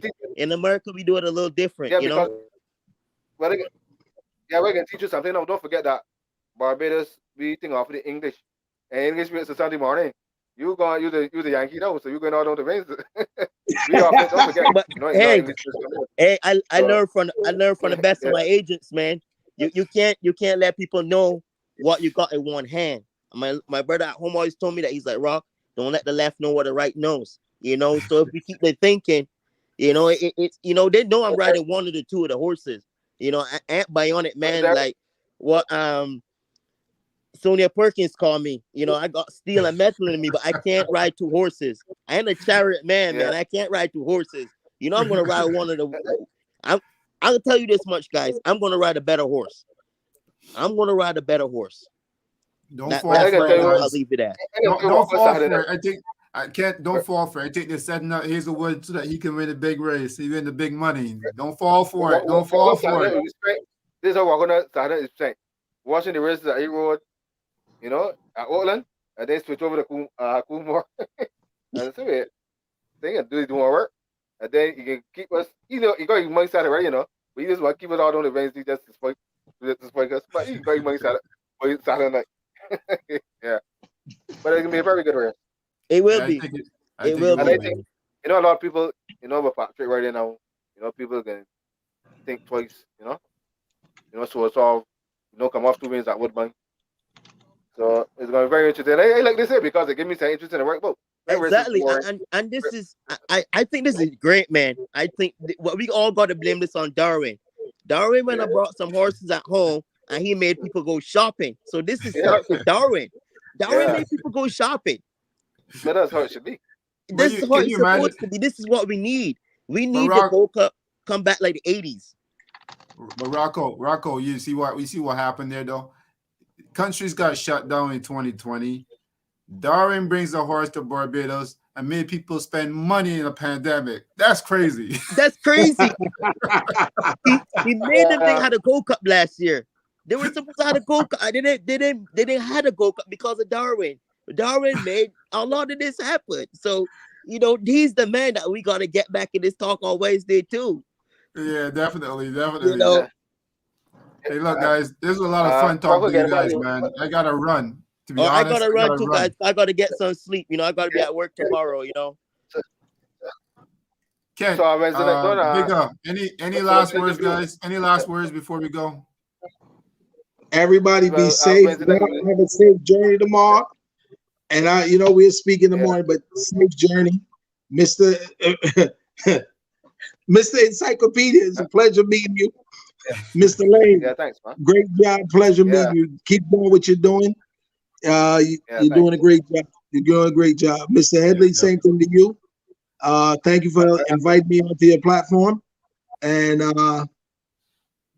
blessings to all. Blessings to all you guys, man, and thank you for the warm welcomes. And I'll try to fly the flag high tomorrow, man. Yeah, definitely, guys. You guys be safe out there.